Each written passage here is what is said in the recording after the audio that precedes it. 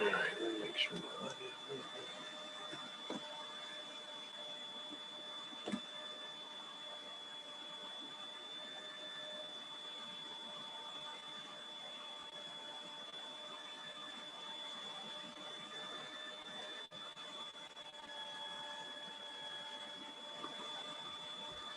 All right, Kurt Hardesty. Howdy, can you hear me? I can. It's great. Okay, so let's do this. Let's see. We're waiting for Georgia Beasley to come on, and let's see if we have. If for some reason Georgia doesn't make it, so then we have Joel, Cameron, Javon, and S as judges. So if that is the case, and we only need 3 judges, S, I'm wondering if you, instead of judging, if Georgia for some reason doesn't come on, if you could do a poem or something to open us up to be part of the show. Can you make that shift? I don't want to be a poet and take away from the other poets, but I'm happy to just kind of check things out if we don't get an odd number. Okay. Hang on a second. Let me see who's in the. Okay, here's. That's me. That's me coming in. Oh, Breeze, you're okay. I keep forgetting. I'm gonna cut this one. I'm gonna cut this one off. I was just gonna step outside, but I ain't gonna miss it. I keep forgetting you're Frederick. Okay, great. Have you heard from the other judge? Well, she confirmed. Okay. She confirmed. So so we're at 4:35. And Kurt, are you all set up? Okay, so Judge, let me just check with the judges. Judges, do you all, here's what we're gonna do. Okay, here's Breeze trying to come back in again. All right, so the way I'm going to, I think I have everybody here. We have one person on named Nancy. Nancy, you can show yourself and say hi, and then you she's not able to come on as in Facebook Live, so I just told her to watch it on Zoom and be just so she's zooming in. So so she's saying hello all. So if you want to show yourself, Nancy, you're welcome to do that. If not, that's okay too. All right. All right. So so right now I'm going to wait till the poets pop on. So we've got the judges. The only judge we don't have is Georgia, and Georgia's judged before, so she knows how this works. Now, S, have you ever judged a slam? Never judged a slam. Okay. Have you been to any poetry slams? Mm-hmm. Okay, great. And then I know, Joel, you've seen some poetry slams, right? Joel, can you come off mute? Okay, Joel, coming off mute. Yeah, all right. And Cameron has judged poetry slams before, sort of. And Javon, are you with us now? Javon, can you come off mute? Are you with us? Javon, hello. I'm right here. There's something going on in the barn, so I'm trying to be quiet. Okay, so just stay on visual for a minute, but go on mute so I can see you, so you can give me a thumbs up that you hear it.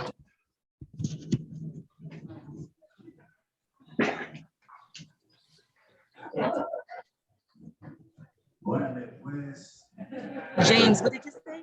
Go on mute, Javon. Okay, and so she just give me a thumbs up. Javon, can you hear me? Okay, there we go. So Javon's on mute, and we have background in the barn.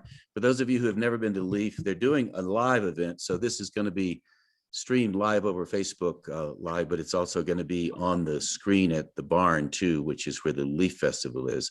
So Bella is in the woods, but she's actually not in the woods. She's about 200 yards from the barn on a porch, Jennifer Pickering's back porch. So she's there because there's good Wi-Fi from Jennifer's house. And then Javon is in the barn where the activities are happening. So that's what's going on with Javon. So this is for the judges. So judges, what I'd like for you to do is, I know Joel, hold up your cards. Joel has his cards, Joel. Okay, and he has his magic marker, his Sharpie.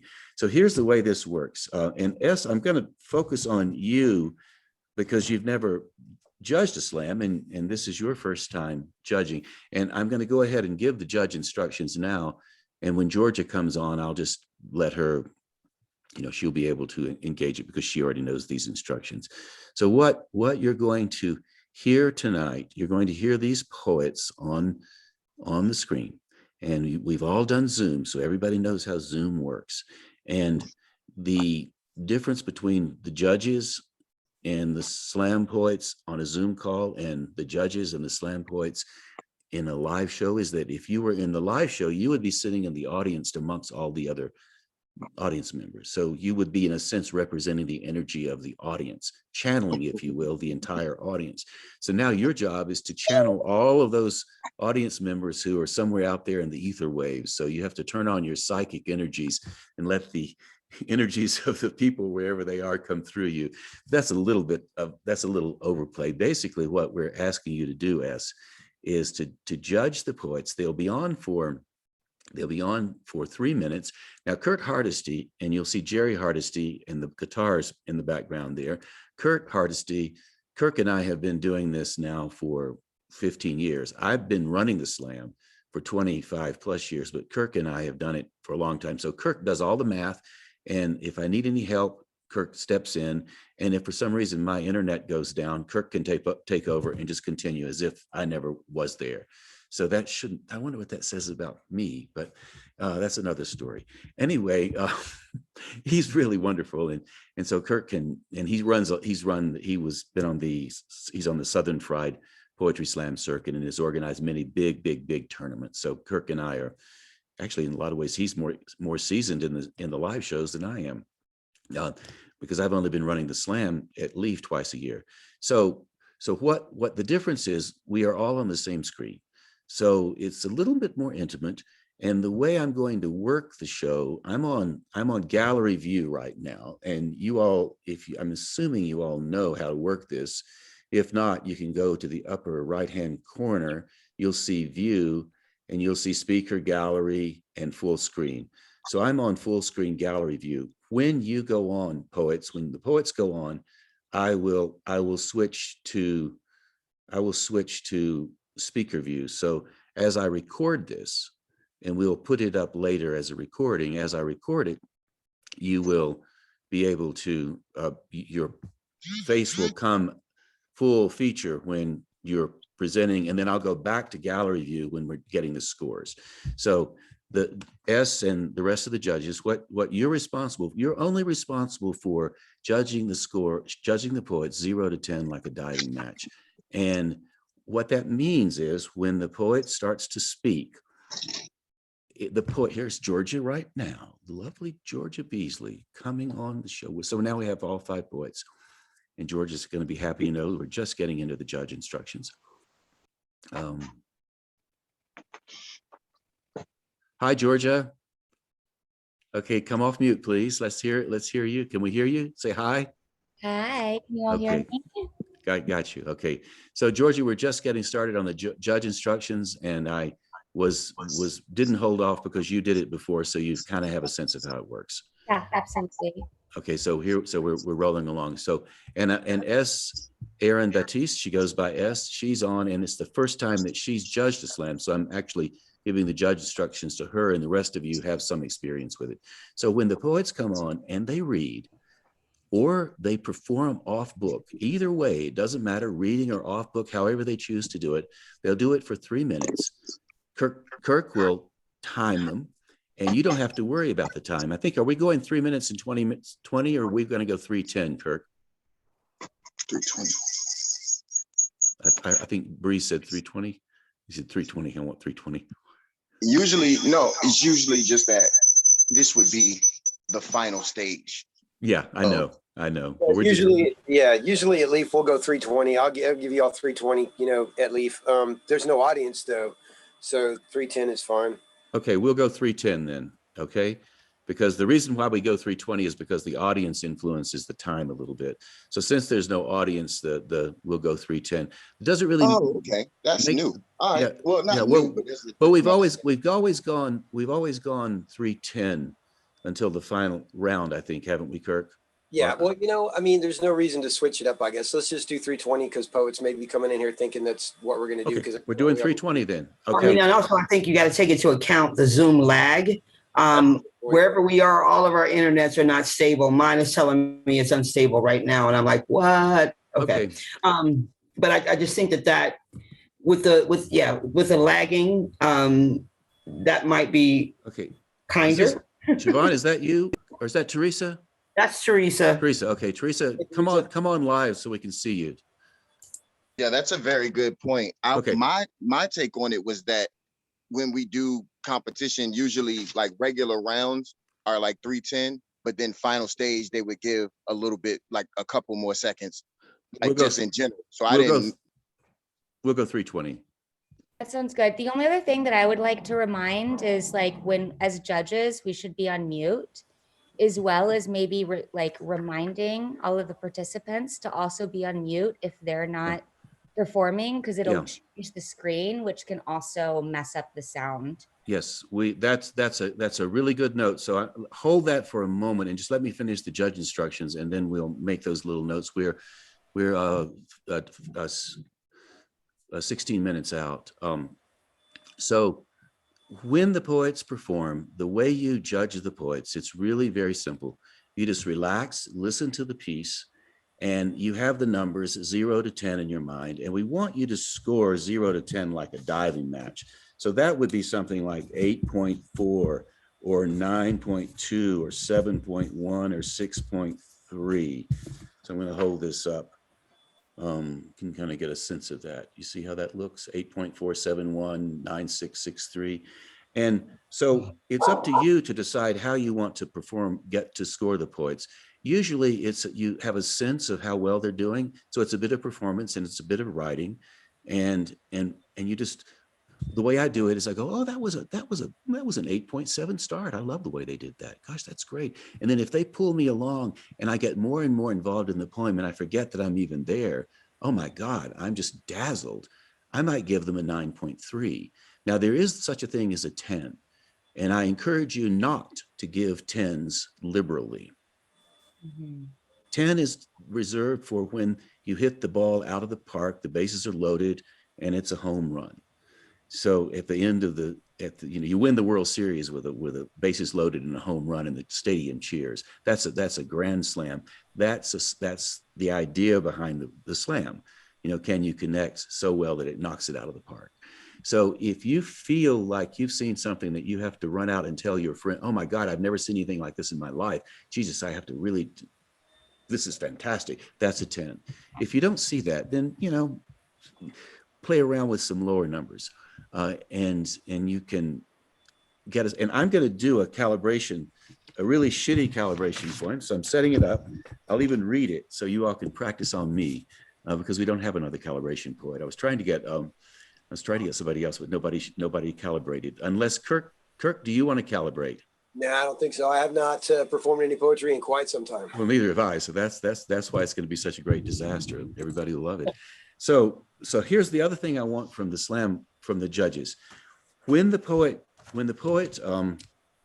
finishes performing and you have your score in mind, I want you to write that score down, and I want it to look like this.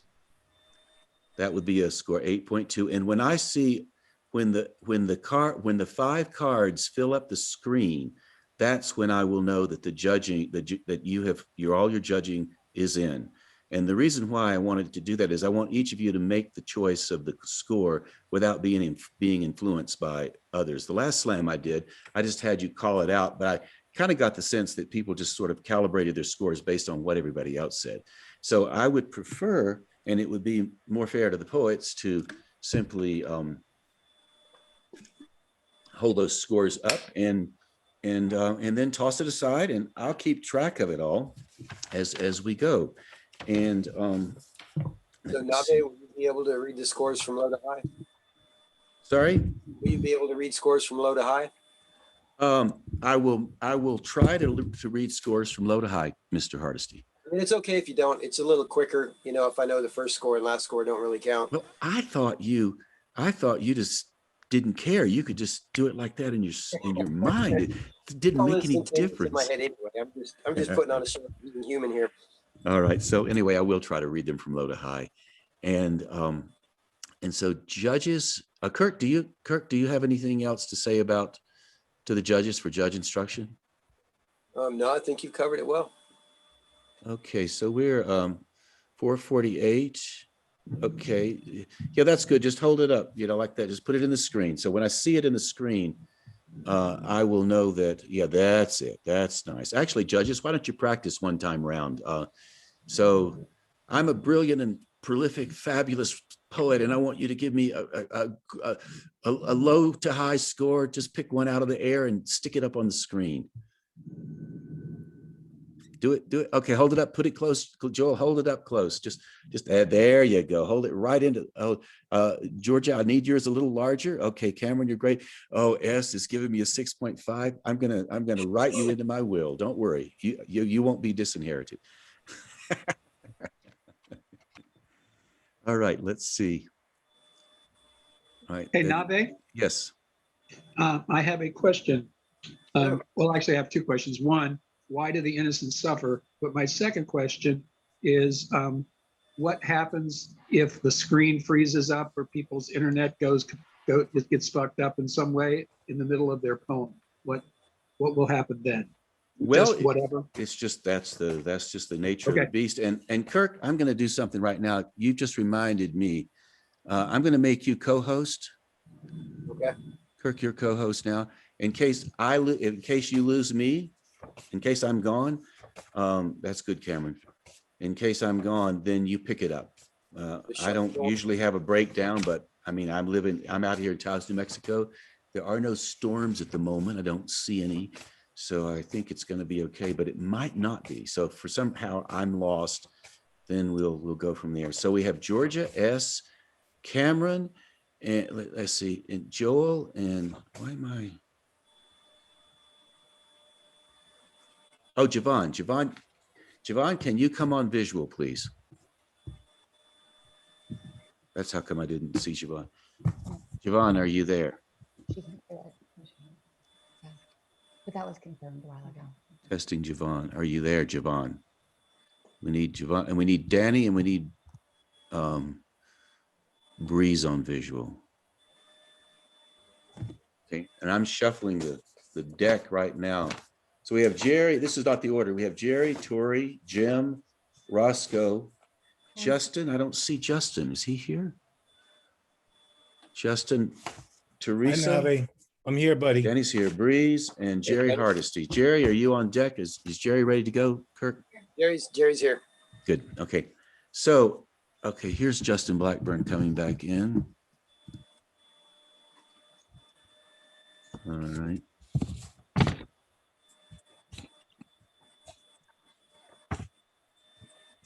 So there is a lag time on Facebook Live. So if you are on Facebook Live, if your friends are on Facebook Live, it's not going to matter to you.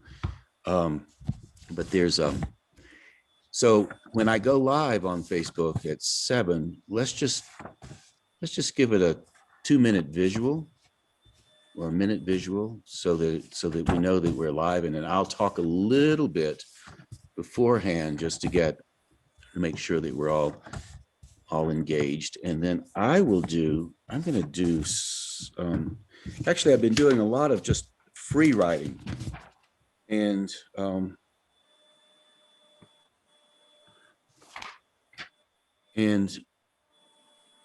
going to just read from one of my free writes as the calibration. And I'm seasoned enough so that I can do this, and it'll give you judges a sense of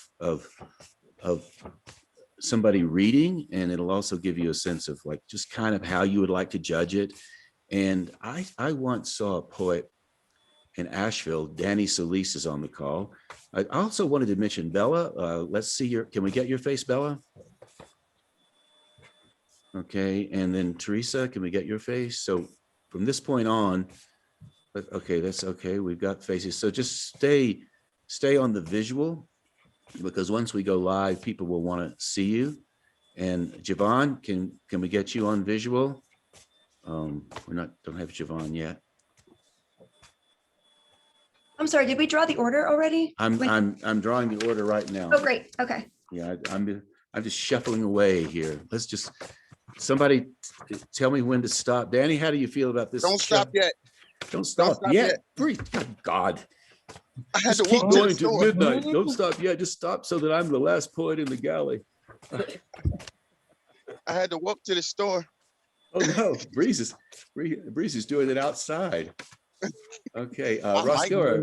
I love that. That's bold. Like, you know, do it in the store.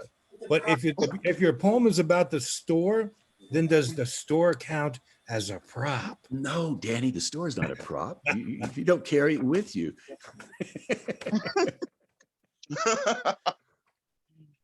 But not every poet has access to it. Every poet has access to a store. Stop it. That's right. Every poet has access to a store. You're online. You have access to every store. Hey, Jerry, how are you doing? This becomes a larger conversation about food deserts in America. Oh, God. Oh. Okay, so let's see. No, it does not. Okay, here we go. I'm going to do the order right now. So you saw me shuffle. Yes, Jaman. It was me.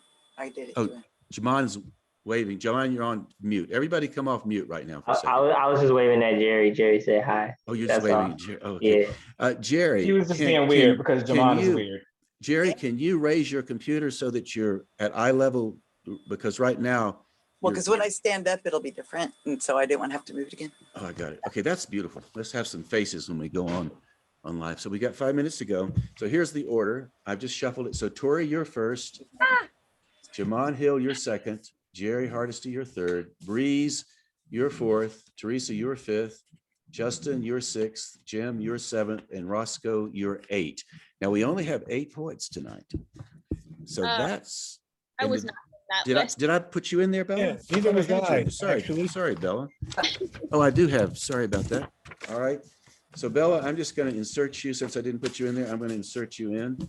This will be the order. Tori, Jaman, Jerry, Breeze, Bella, Teresa, Justin, Jim, and Roscoe. Does that work for everybody? You didn't name Teresa. I did. I thought I named Teresa, didn't I? Yeah. Yes, she did.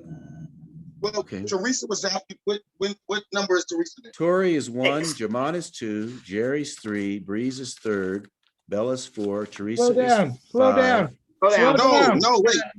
Slow down, Navi. We're going live in about a minute. Yeah. Sorry. That's why. And what happens in the other rounds? If it's 8, how do we cut it? Okay. Wasn't. Let's do this. Hang on a second. I'm going to do this right do now. Do your business live like Mark Smith would. I'm going to do it right now. Let the audience see what's going on. I'm doing it live, Danny. I'm doing it live. Hang on, Dan. Danny Solis and I have known each other for a million years. I didn't hear you call Danny's name. Exactly. That was one thing that He's upset. Unless I'm not upset. Okay. I just, unless my name has changed, I feel good. Are you still Danny Solis? Yeah. Right. But I didn't hear, I mean, to me I am, but I didn't hear my name on the list. He said to me I am. That's hilarious. So, and this is mine, I already said this before, but just as right before we go on, is the little type A in me. If everyone will be on mute when someone's performing, I mean, to me I am, the way these screens work is background noise of someone else. That screen will come up. And this is mine, I already said this before, but just as right before we go on, is the little type A in me. Hang on just, okay, so hang on just a second.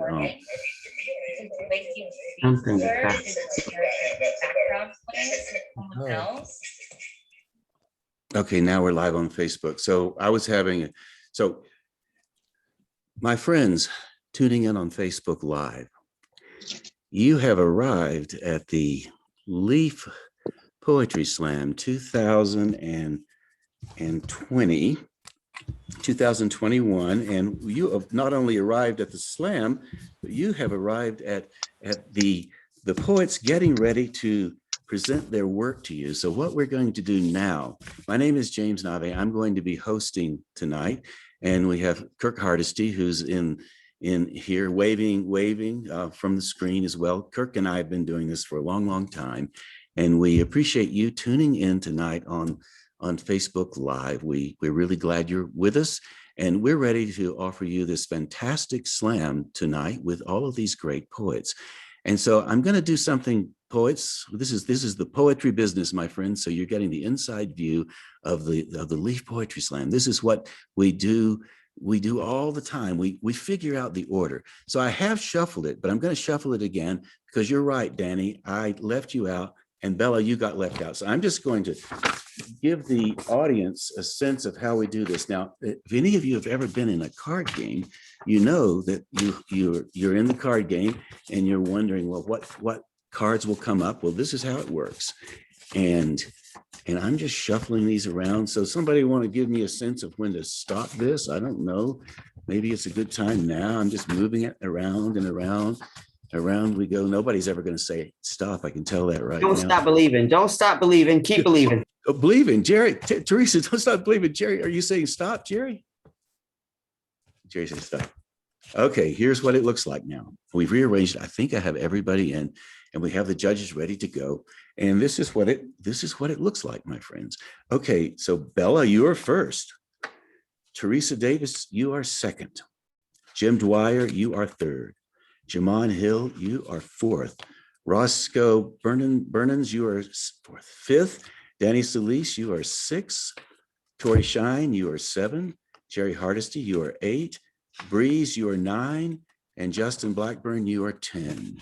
Okay, so what I would like to tell the audience, so what we'd like for you to do out there, audience members, those of you listening, if you would like to donate something to the show tonight, this is a free show for you. You can watch it all you want, no problem. But we would love to have a donation from those of you who can afford it. And if that's something you feel moved to do, all you have to do is go to jamesnave.com. Nave is my last name. Nave is spelled N-A-V-E, not jamesnave.com. And there you will see a donation button right on the home page, the cover page. Click that, it'll take you to PayPal, and you can throw a little bit of money toward the poets. We'll just divvy it all up and divide it amongst the poets. And maybe I'll take $1 or $2 to, buy a latte later down the line. Who knows? COVID-19 is not over yet.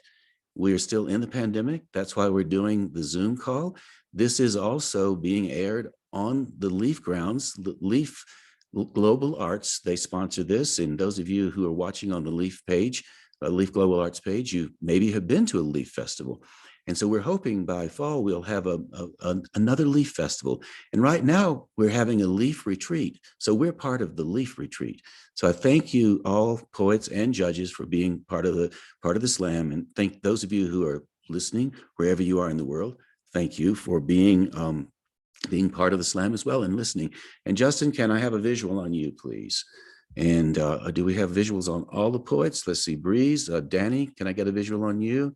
Okay, Roscoe's on. We got Justin, got James. Cameron, you're okay. Cameron, we got to get a visual on you. Okay, thank you very much. All right, so that way, if you all can stay on visual, I can keep up with what's going on with you, and can get a sense of where you're coming from and that sort of thing. So those of you watching on Facebook Live, I'm going to switch back and forth between gallery view and poetry view or speaker view, so you can get a sense of the poets. So we have 10 poets, and so we're going to do one round, and we'll drop 4, and then we will go. We'll have 6 poets, and then we'll go another round, and then we'll drop 2 poets, and then we'll go 2. Kirk, do you think we should go 2 rounds of 4, and then 2 poets to sudden death? How do you think? What do you think? That work? That sounds good. Sounds good. Does that sound good for everybody? Anybody else? Everybody cool with that?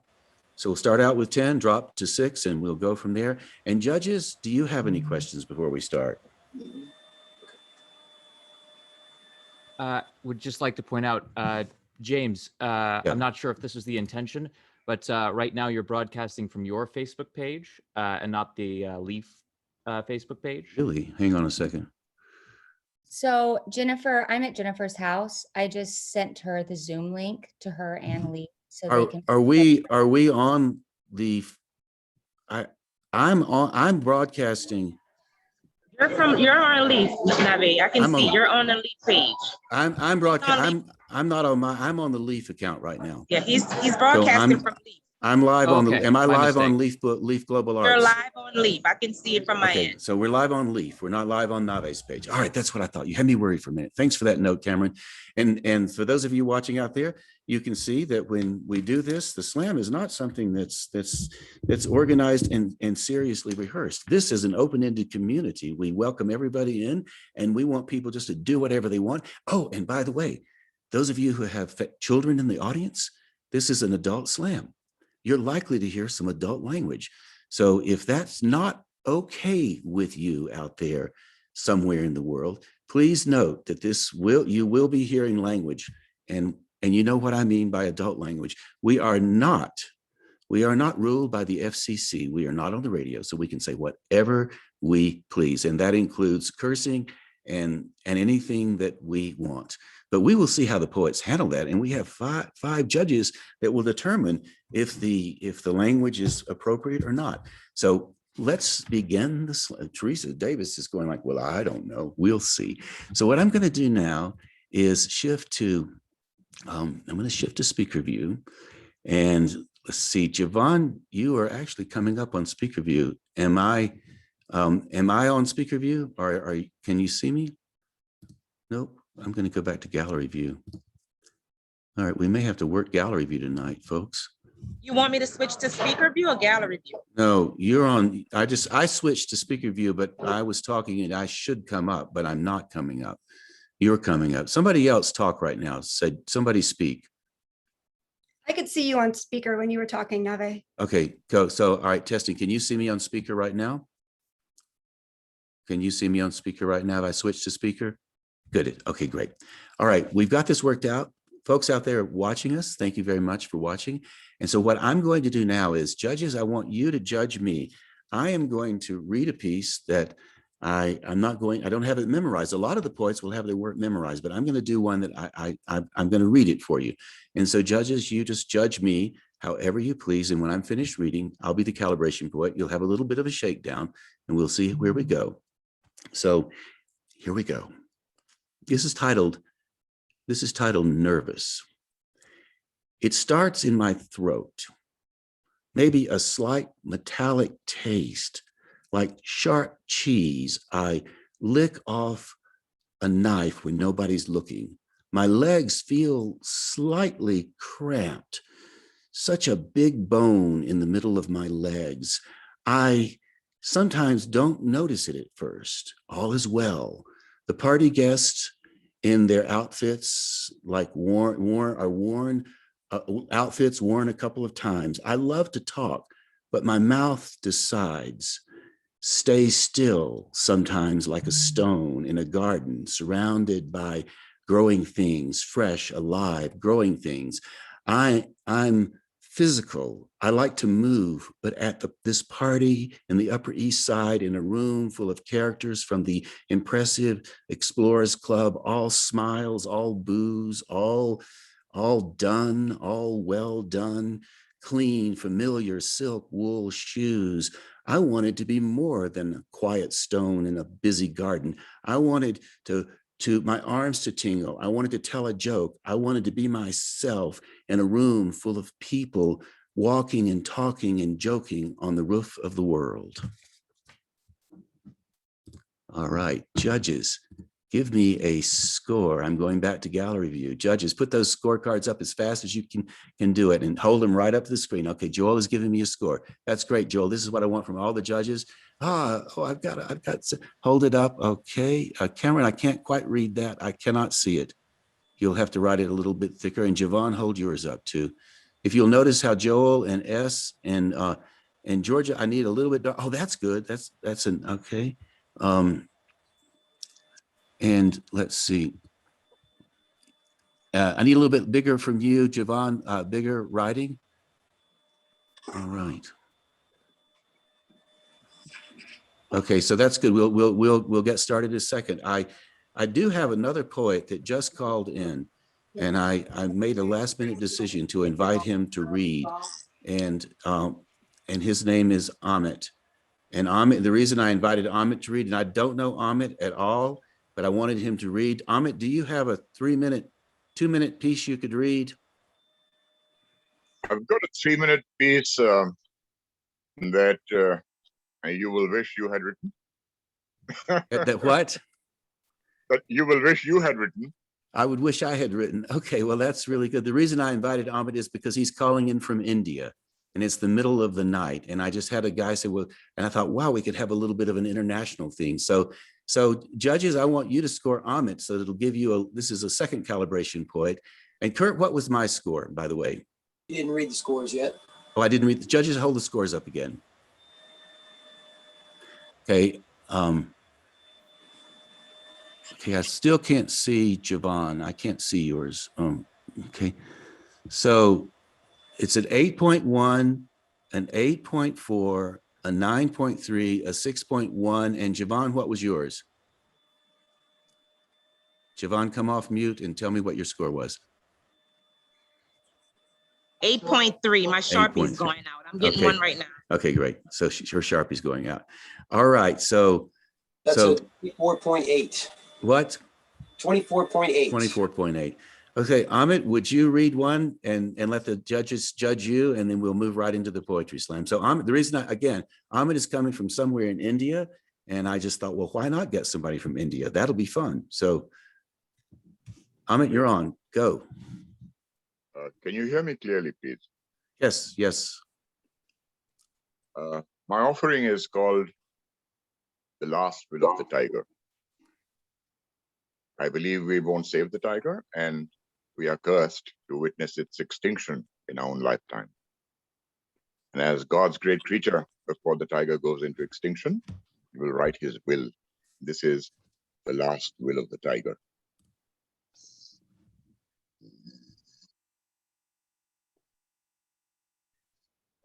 When you have stolen my skin from my entity and removed the raw from my life, O hunter, wield that skinning knife with some grace, a little skill.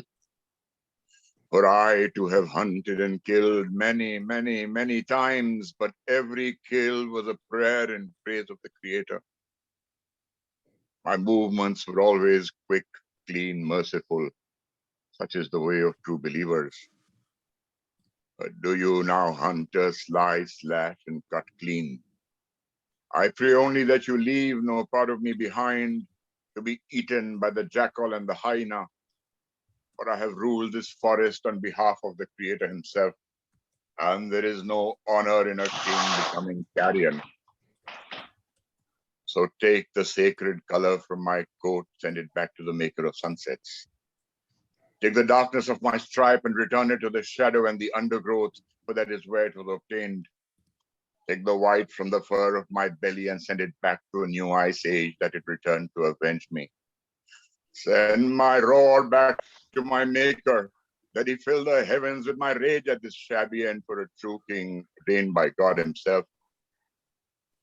Send my claws to the young of the rich and the highborn, to save them from their own nightmares. Send my teeth to Tibet, that their aspirations for freedom find new teeth. Send my bones to China, that they find a cure for the fear that builds such great walls. Yeah. Send my shit to the alchemists, so they find a cure. Send my shit to the alchemists.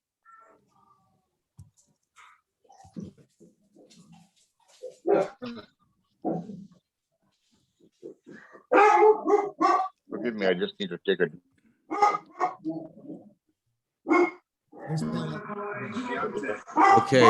Okay, let's My shit to the alchemists. For that is the only substance they have not yet tried in their efforts to invent gold. Give my entrails to whoever shall have them, but hang on to my eyes, you puny murderer, that your tribe might know that you did not fell a creature beneath you, that I looked you in the eye and did not flinch when you shot me. Instead, I am turned away, released from the cancer of your footprint.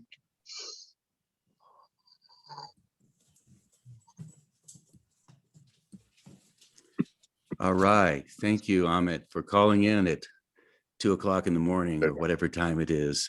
So we have some people on the call who are not slamming. So if you manage to find this Zoom link, would you go on to, we are getting a lot of people coming in here. I don't know what happened there, how that happened.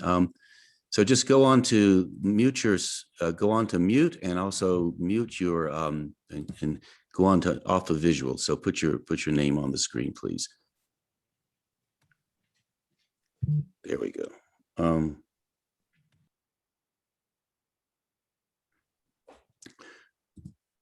Wow. A lot of people coming in here. Interesting. Okay, we're gonna start now. So let's there's Bella coming back in. She must have got kicked off. So Bella, you came in at the right time. So poets, we're now going to begin. We're going to start the Leaf Slam. And our judges are, oh, judges, did you judge Ahmet?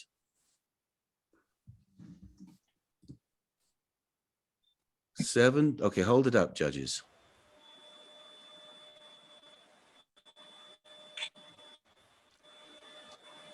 Okay, I need Javon's up.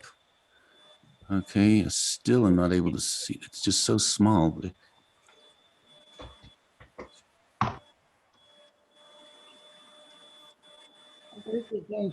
up there, isn't it? Okay. Okay, we have a list. Hold, keep them up, judges. This is going to be 7.4, 7.7, 8.2, 7.2. I can hold it up there, Javon. 7.2 and an 8.9 for Ahmet. Okay. Thank you. You're welcome. Thank you for calling in from India. And did we get us there? 7.7. Okay, thank you. Okay. That's a 23.3. 23.3. Okay, so now let's start the slam. Bella, are you ready to roll? So judges, get ready to judge the first poet of the evening, and please welcome Bella to the screen. So Bella, when you start talking, you will be big on visual on the screen. I carry my discomfort on my hip like it's a child. It never cries, but sometimes it makes sure I do. When I'm cold, the muscles in my thighs retreat, leaving my bones to ache as they push at my skin as if trying to escape, leaving me structureless, crumpled on the hardwood floor. At least maybe then I'd be grounded because I wouldn't have a choice. I accept pain like a gift, turning each layer into something of beauty, tying the ribbon around my neck like jewelry, wrapping into wallpaper, filling in all my blank spaces, box turned over into altar, tissue paper, a fire starter for the smoke I hope will carry all my prayers to whatever might be out there listening. I don't really believe in God, but that's more from my skepticism of religion than my skepticism of you if you're up there. I don't have a problem with religion, but I do have a problem with the problems it's caused. And I don't not believe in God. I just don't believe in the way the holy books tend to go about it. I prefer to think magic is around us rather than hold up in the sky with some old white guy. I mean, we've seen how that goes in politics. I know they say God is in everything, but we still don't treat others with the respect we give to an idea projected into the sky. Maybe that's why I think sunsets are so nice. All that unreachability gets a little less sturdy. We get to see what would happen if the gods descended into the horizon. We are blessed by the proximity of the beauty. I have to wonder what it would be like if it were here eternally. Some people think it is made special only by the fact that it is fleeting, and I don't know if I agree. I do find a certain sadness in the sunrise.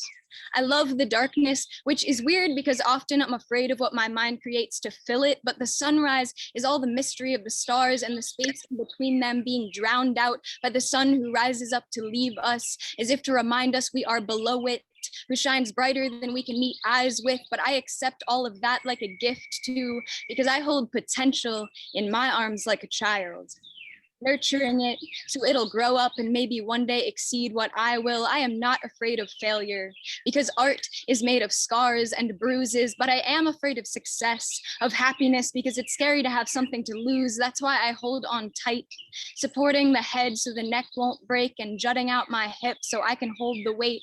My hip bones poke at my skin like they want to make themselves known, make an impression.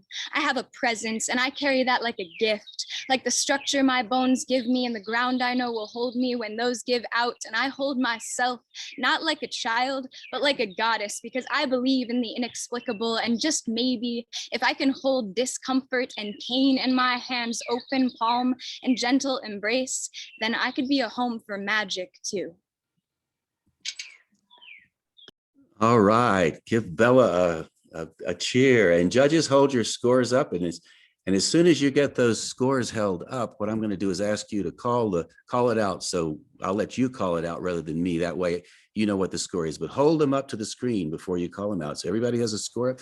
Georgia has hers up. Joel has his up. Cameron has his up. S has hers up. And am I missing? And Javon, where are you, Javon? Do you have yours up? Okay, Javon has hers up. Okay, so Cameron, call yours out. 8.5. S, call yours out. 8.2. 8.2. Joel, call yours out. 8.6. Javon, what's yours? Javon is 8.6, and Georgia Beasley is 9.1. Next time around, Georgia's judges come off mute. And all right, do you have that, Kirk? Yes, it's a 25.7. 25.7 for Bella. That's a good start. Teresa Davis, you're up. Show us what you have. Please welcome Teresa Davis to the screen.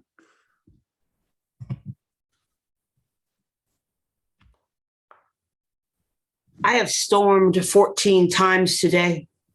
The meteorologist says nothing.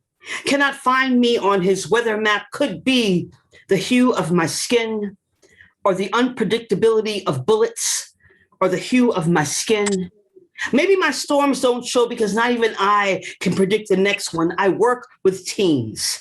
Each time I encounter them, I try to fill them with hope and fearlessness. But today I feel hopeless and a little more afraid than I was yesterday. But I want to let them talk this out.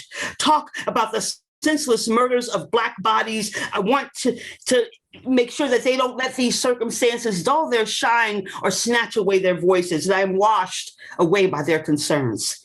They tell stories about their own fathers being stopped by the police, only let go because there was a child in the car. Another student worries after the 4-year-old who watched her father die right in front of her.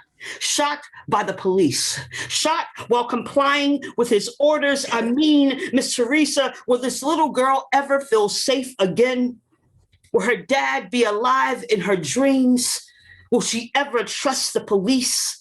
And I can feel the storm clouds gathering in my chest. The bell rings and they all leave. And this is a good thing because I really need to get my shit together. But there's a question burning in my brain and I need to know the answer. So I start researching. But then I have to stop because there are too many names and too many numbers and not enough reasons for all these numbers. Just how many fucking bullets does it take to kill a Black body? I yell the question. I think I am alone. I am not. Her 12-year-old eyes are wide open. She sees the sadness swimming down my cheeks, offers me comfort. A touch on my arm says, I have an answer to your question, Miss Teresa, if you want to hear it. And I need to hear her answer. So I show her my eyes. And she says, it seems to me that the fear of Blackness is based on things that are not real, not human. You know how in zombie movies they have to shoot them over and over and over again so they don't get back up. I think they think we are like that. Even if we are unconscious or minding our own business, I think that when your fear is based on things that are not real, you don't see people. You only see the blackness of your fear. So the number of bullets it takes to kill a Black body, Miss Teresa, isn't it all of them? I've stormed 15 times today. I know more storms will come. Could be the hue of my skin, or the unpredictability of bullets, or the hue of my skin. Teresa Davis, my friends, judges, put your scores together and you can clap and show. We have a lot of people on the call tonight. So thank you all for coming. And we have people also on Facebook Live. So thank you all for coming. Judges, hold those scores up close to the screen. Oh my goodness, Javon, you're great. This is great. So we've got 1, 2, hold it up tight. Hold it up tight. We got 1, 2, 3, 4. And I'm looking for, let's see, I don't see, but where's it? Oh, there we go. There's Georgia. Okay. So we have an 8 point, I'm going to try to call this out. 8.4. We have an 8.5, we have a 9.3, a 9.2, and a 9.2. Got it. Okay, is that right? It's a little hard to see on the screen, but thank you, judges. This is going well. Okay, we can do this. All right, Kurt, Hardesty, what's the score? 26.9. 26.9. We're going to drop 4 poets and keep the keep 6. So any of you out there listening, if you'd like to donate to the poets, you can go to jamesnave.com, Nave spelled N-A-V-E. See a donation button there, and we appreciate anything you can give us.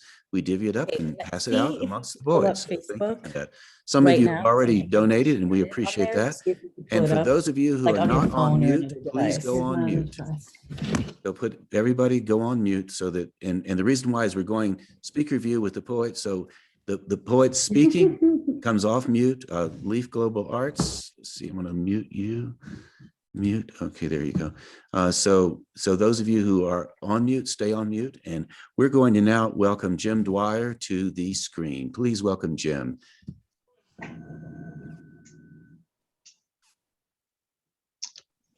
Okay, where am I? Whoop.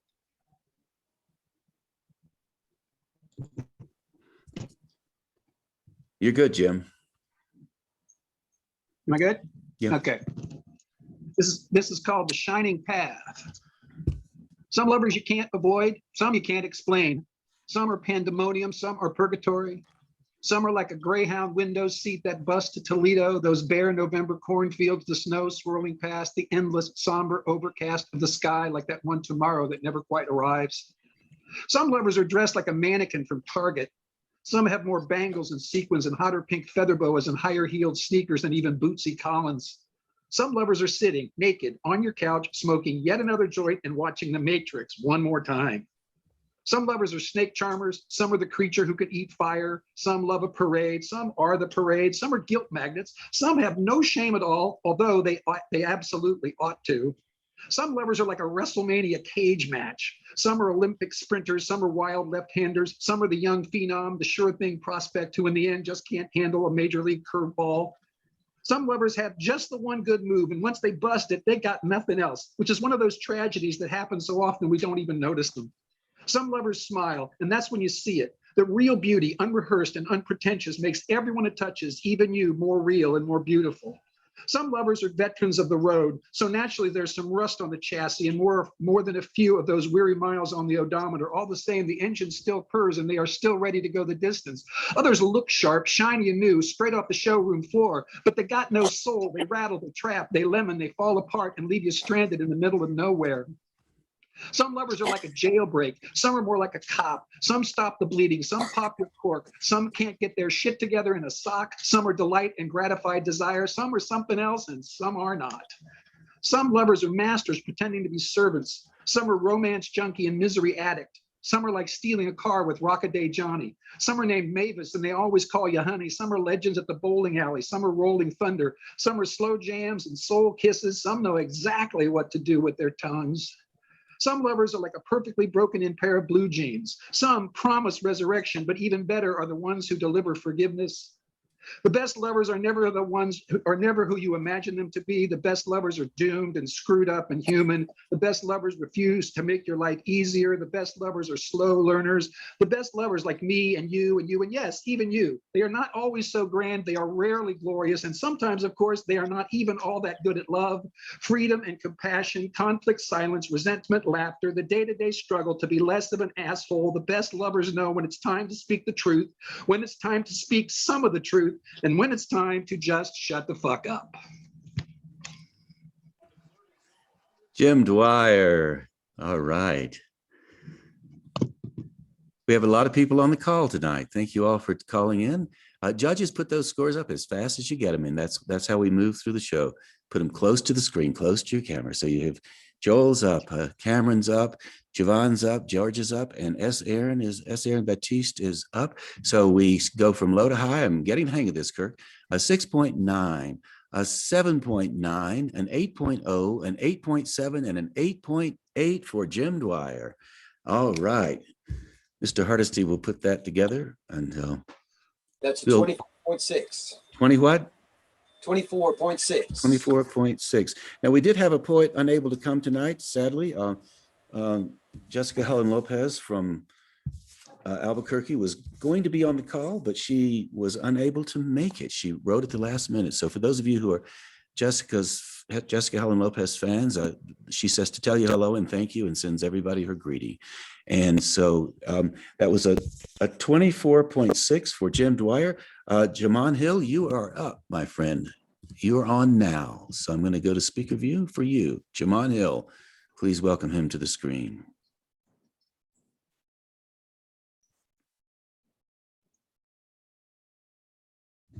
Before I tell you my story, let me ask you this question. If the body is a temple, can a temple be a body? I mean, how many times have we, past the dead, left there to rot wealth, such an evil thing, passed down from generation to generation to generation like poverty, like stories, like sickness, like ghosts, like here, where I'm from. Not gentrification, but the moments before the wreckage of what once was and will be, we, Black, and so beautiful. Our elders carry estates on their tongues. They speak life into the rubble, into the empty. Where I'm from, the vacant buildings tell stories the white folk won't. They hold history in the hollow of their happiness. Yes, they are happy. Their memory banks only know melanin, mama say. They used to tear the floor up on city nights. Lights would beckon their temples to this body, and everyone danced to its heartbeat. If you listen, these days, you can hear the wind whispering between burnt wood. It plays the tune our ancestors cut rugs to. You can still hear Eddie running through the halls at night, his voice drowning. You can sip the same bottle God pulled Paul out of hell. We all fighting temptations, racist viruses, Satan. One night, we danced till our souls caught fire and never came back. Sometimes I feel them, the temples. In my body, they dance. They move to the melody of nostalgia. They tell me I am them and they is we, or we is we. Sound fury, sound love, sound grace, sound sweat, sound light, sound spirits, unbottled and brazen tongues, sound music, sound bodies swaying like buildings, swaying like bodies, one in the same. When is the last time you saw a temple desecrated? What lies were you told? You know, white folks will try to tell you a body ain't worth nothing till they find a way to use it. Somebody lied to me, told me a building was just a building right before a white person came and turned it into a slave. Like the walls ain't storing memories. Like the floors ain't birth galaxies. Like the roof ain't a spaceship. Like we ain't never seen it open up and every soul we lost come pouring in. This temple be bloodline. This temple be power. this temple be cousin. It's time for a family reunion. All right, Jamon Hill. And we would like to thank Ronnie Watkins and Bill Nevins for some donation, and Susan, you also gave us a donation as well. So thank you, those of you who donated. Anybody else who'd like to donate, you're more than welcome to do that at jamesnave.com. My name is Nave, last name spelled Nave, jamesnave.com. There you'll see these fantastic poets, all their photos on a cover page and a little donation button. So we appreciate that if you'd like to help. So judges, put those scores up on the screen and let's see what they have. Okay, Javon, you've got it figured out. All right. We have an 8.8, a 9.0, a 9.2, a 9.5, and a 9.6 for Jamon Hill. Thank you, judges, for that cooperation. Well done, by golly. We couldn't do it without the judges, in case you didn't know. And nor could we do it without Mr. Hardesty. Mr. Hardesty, what do we have? That's a 27.7. A 27.7 for Jamon Hill. Okay, Roscoe Burns, you're next. Okay, here I am. Can you hear me? Yes, you're good. Awesome. Did not. And everybody, before you start, everybody go off mute except for Roscoe. If you're not on mute, go on mute, because any background noise will put your picture up first. Roscoe, you're on. Metaphysics 101 for white privilege.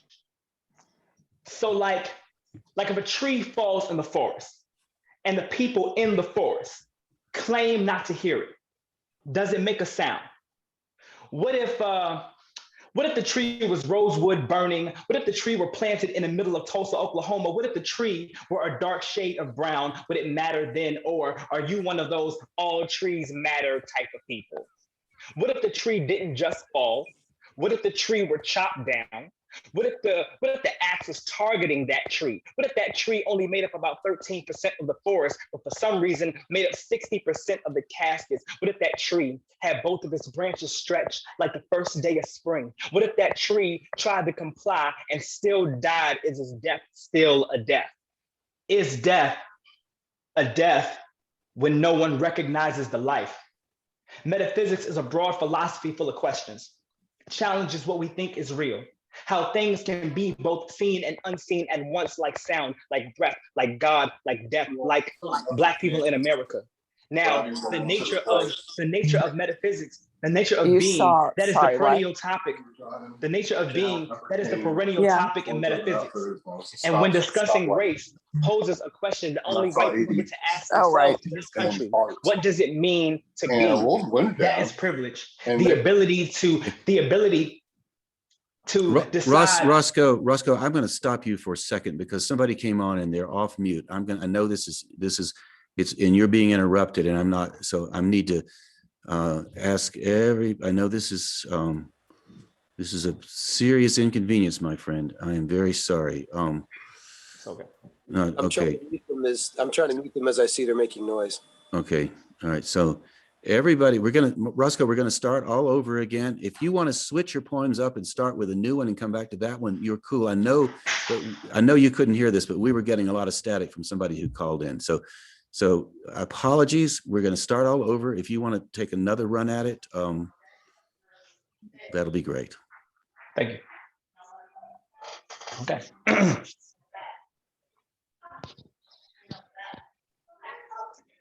Metaphysics. Oh, okay. I'm still hearing. I'm sorry, folks. Are you hearing me okay though? You're great, man. Okay. You're great. But we have somebody on the call who's not muted. I'm going to mute everybody. Now, Roscoe, you come off mute. Gotcha. Now we're good. Okay. Now, Kirk, Hardesty, begin the time. Roscoe, you're back on. Apologies, everybody. That's just what happens on a Zoom call when we have a lot of people in here. So go, Roscoe. Metaphysics 101 for white privilege. So like if a tree falls in the forest and the people in the forest claim not to hear it, does it make a sound? What if the tree was rosewood burning? What if the tree were planted in the middle of Tulsa, Oklahoma? What if the tree were a dark shade of brown? Would it matter then? Or are you one of those all trees matter kind of people? What if the tree didn't just fall? What if the tree got chopped down? What if the axe was targeting that tree? What if that tree only made up about 13% of the forest, but for some reason made up 60% of the caskets? What if that tree had both of its branches stretched like the first day of spring? What if the tree tried to comply and still died? Is death still a death? Is death a death when no one recognizes the life? Metaphysics is a broad philosophy full of questions. Challenges what we think is real, how things can be both seen and unseen at once, like sound, like breath, like God, like death, like Black people in America. Now, the nature of being, that is the perennial topic in metaphysics. And when discussing race, poses a question only white people get to ask themselves in this country. What does it mean to be? That is privilege. The ability to question and then decide, create the standard, the norm, and live in it without even knowing it, the ability to tell. Because people of color in America are told what to be cargo, be commodity, be cash crop, be free, but this water fountain free, be this side of the border, be under attack, be underrepresented, underfunded, overwhelmed, be affirmative action. Because they swear that you got it by affirmative action. But statistically, affirmative action has helped more white women than any other demographic. So really it's be just enough to make a campus look diverse, be hired, be just enough to make an office look diverse, and be voting when they need you and voting when it's convenient. And then when they don't, be gerrymandered out of a voice, be quiet, because if it doesn't make a sound, well, then it doesn't exist. This country is full of static, all white noise and erasure. And just because you didn't create the interference doesn't mean you don't benefit from it, but you can't make the struggle in my skin a theory. We are not a hypothesis. We are absolute. We are an axiom, an undeniable truth. And the truth is, it isn't always MAGA hats and rebel flags that is our plight. Sometimes it's the people standing idly by, pretending they don't hear us fall. All right, Roscoe Burns, and I appreciate your patience. Judges, let's give Roscoe a score. The judges are giving Burnhams. clicks. Now give Roscoe Burnhams. Burnhams. Sorry, Roscoe. Roscoe Burnhams. Thanks for that correction. Okay, Georgia, you're up. Javon's coming. Okay, Joel, he's up. Hold it close to the screen. Up, up. And so we have an 8.3, an 8.7, a 9.4, a 9.5, and a 9.7. Will that get Roscoe into the final second or into the next round? We'll see. Kirk, what's the score? That's a 27.6. 27.6. My friends, please welcome the next poet to the screen, Danny Solis. Danny, you are on.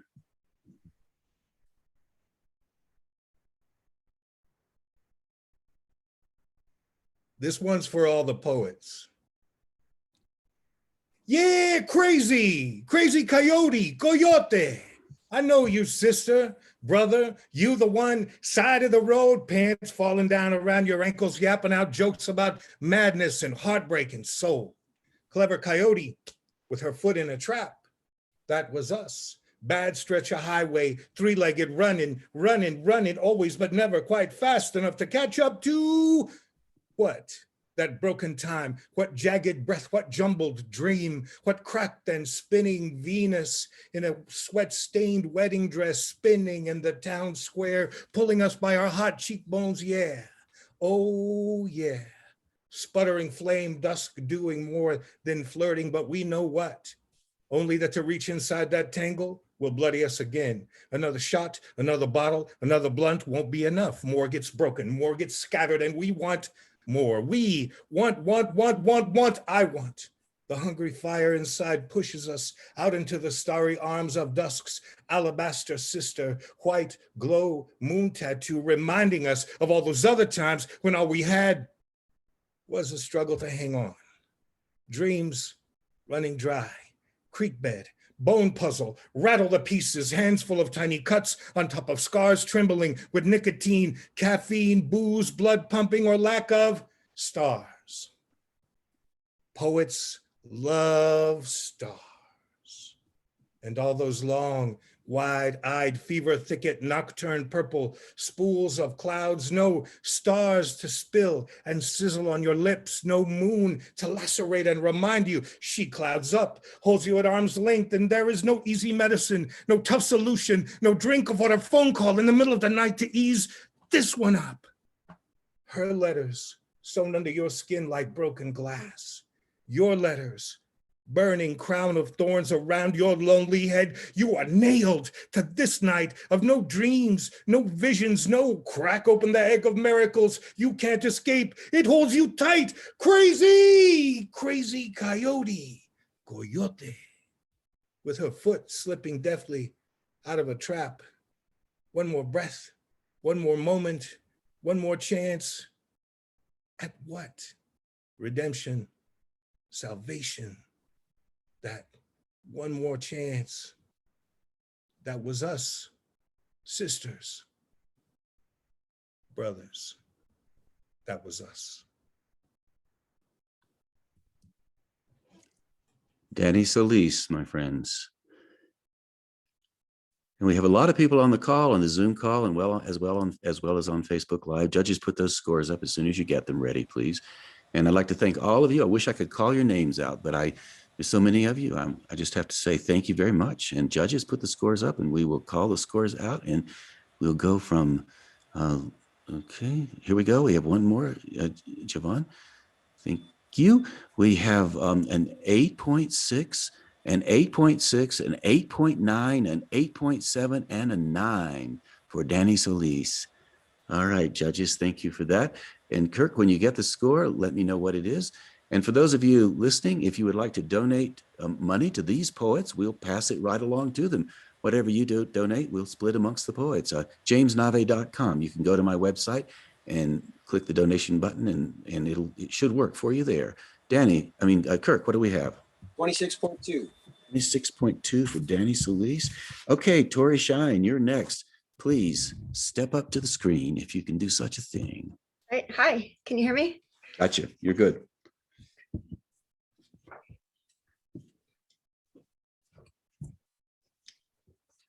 We had 20/20 vision, but there was so much we couldn't see. After Ebola and Zika and swine flu and SARS, yet again, we wonder about this pneumonia of unknown cause.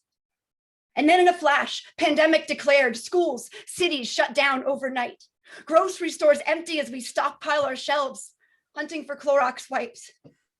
Entertainment, hospitality, entire industries brought to their knees. And while COVID runs rampant through prison wards, George Floyd says, I can't breathe. Inequality grows in every direction as the most vulnerable among us have the least protection. Mom and pop go bankrupt. Small business bubbles burst. Yet Bezos's billions are booming and the Dow Jones is surging.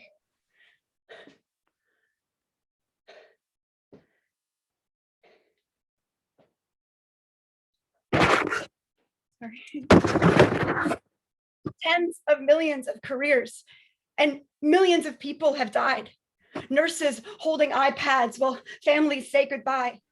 And we try to weigh this impossible balance between livelihoods and lives. We've got big decisions to make, but it's like opinions are frozen in time. Our country is divided because we have politicized science. Masks have become an identity. Some people still think it's just a flu. Some people are so convinced it's a hoax, they still think that from the ICU. But this pseudoscience is suicide. Gargling bleach is a dangerous lie. People are so convinced it's a hoax because fear attracts anger the way Mike Pence attracts flies. And it's these echo chamber networks. We're all getting different information. But while we're here fighting about alternative facts, others are fighting intubation. People talk about liberty and freedom, but our breath, it touches other people's skin. And my freedom to swing my fist, well, it should end where your nose begins. Because public health is shared. That means our fates are intertwined. We've got to find some way through because no state is red or blue when a virus passes through the air. We're all fighting different battles with so many reasons to hate this virus. And I know that our common ground has got to be bigger than the things that divide us. And this year, there was so much we couldn't see coming. And regrets, I know we have many. But there's no way we can undo what's already taken place. Hindsight, well, that was 2020. Well, let's put hindsight behind us. Let's stop looking back as we press through this pandemic fatigue. Let's learn from this past and work together to create a future where everyone can breathe. That was Tori Shine. Judges, put the scores up to the screen. We're moving along really fast. We have 4 more poets in this round, and we will continue on with the next round. Joel has his up. Yeah, that's right. Okay, 1, 2, 3. Here we go. We have low to high 7.5, 8.0, 8.5, 8.6, and an 8.9. Thank you very much, judges. All right. Kirk, what's the score when you get it? 25.1. 25.1. Will that be enough to get her into the next round? I have no idea. We'll find out a little later. But now we have Jerry Hardesty up. Jerry, welcome to the screen. Can you hear me okay? You're good. All right. Erotica 6 for my husband. I am one and you are one, and being thus numbered, we become math, sets and subsets of whole and real, of fractional parts, numerator on the top, denominator on the bottom, thoughts of multiplication, division, the sum difference, associative, reflexive, complementary, in parenthetical reactions and quadratic expansions of described dimensions, and we become geometry, the distance between 2 points, A and B, my arcs and circles curve round your lines and angles, intersection and congruency of previously parallel planes. We are trapezoid, rectangle, rhombus, and square, encompassing circumference, objects and tangent, an equilateral pair. And as we begin to move, we become physics, endless lines of equations forming and reforming above our bed in formulaic frenzy for every action, an equal and opposite reaction. And it's all about vector and force, acceleration and friction, bodies in motion, elastic collision, trembling nodes and harmonic oscillation, perfect in amplitude, frequency, and duration, where agitation increases the rate of delta T, temperature change at heat for ignition, and we become calculus, countless derivatives streaming by at the speed of light, reciprocal integrals bounding my logarithmic limits with no end in sight, a study in how close is close, and exploding the X and Y axis into Cartesian infinity where matter shares the same space and E equals the energy released. Phew, the problem solved. And written in the sweat-soaked sheets, the elaborate mathematical presentation complete with all postulates and theorems to provide support. Living proof that in the realm of human experience, sometimes 1 + 1 = 1. Jerry Hardesty. And thank you, Nancy, for a wonderful donation. We really appreciate that. It just came across my screen. I'm keeping track of it, looking at my PayPal account as we go along, and we'll just divvy up this money amongst the poets. So thank you, Nancy, for that. We appreciate it. Okay, judges, put those scores up. You don't want me to talk anymore, for God's sake. Put those things up there. Let's get that onto the screen. Okay, 1, 2, 3. And Javon is thinking, oh, that's just wonderful. Oh, fantastic. I love this. Low to high, 7.7, 7.7, 8.2, 8.5, and an 8.8 for Jerry Hardesty. All right, judges, you're outdoing yourselves. Kirk, what do we have, sir? That is a 24.4. 24.4 for Jerry. Okay, Breeze, the poet, you are up next. You're on speaker view. It's all yours, Breeze. Can you hear me? We can hear you. You are on, sir.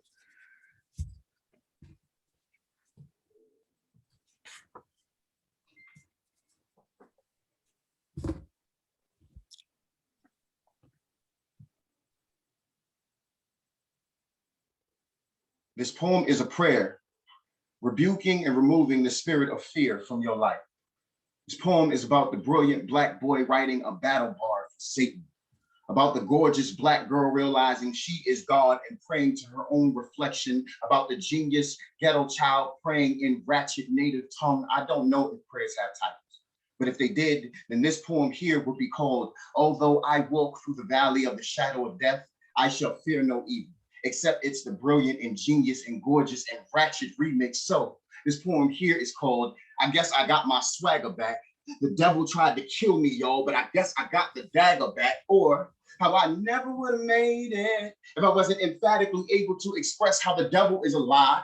Bitch, I'm the truth. Or this poem here is called How You Use an Ultralight Beam as a Nightlight to Finish Your Coloring Book While Eating Sunday Candy in the Dark of Doubt. You know, when you just give yourself a chance. No, this poem here is called I Almost Gave Up Today.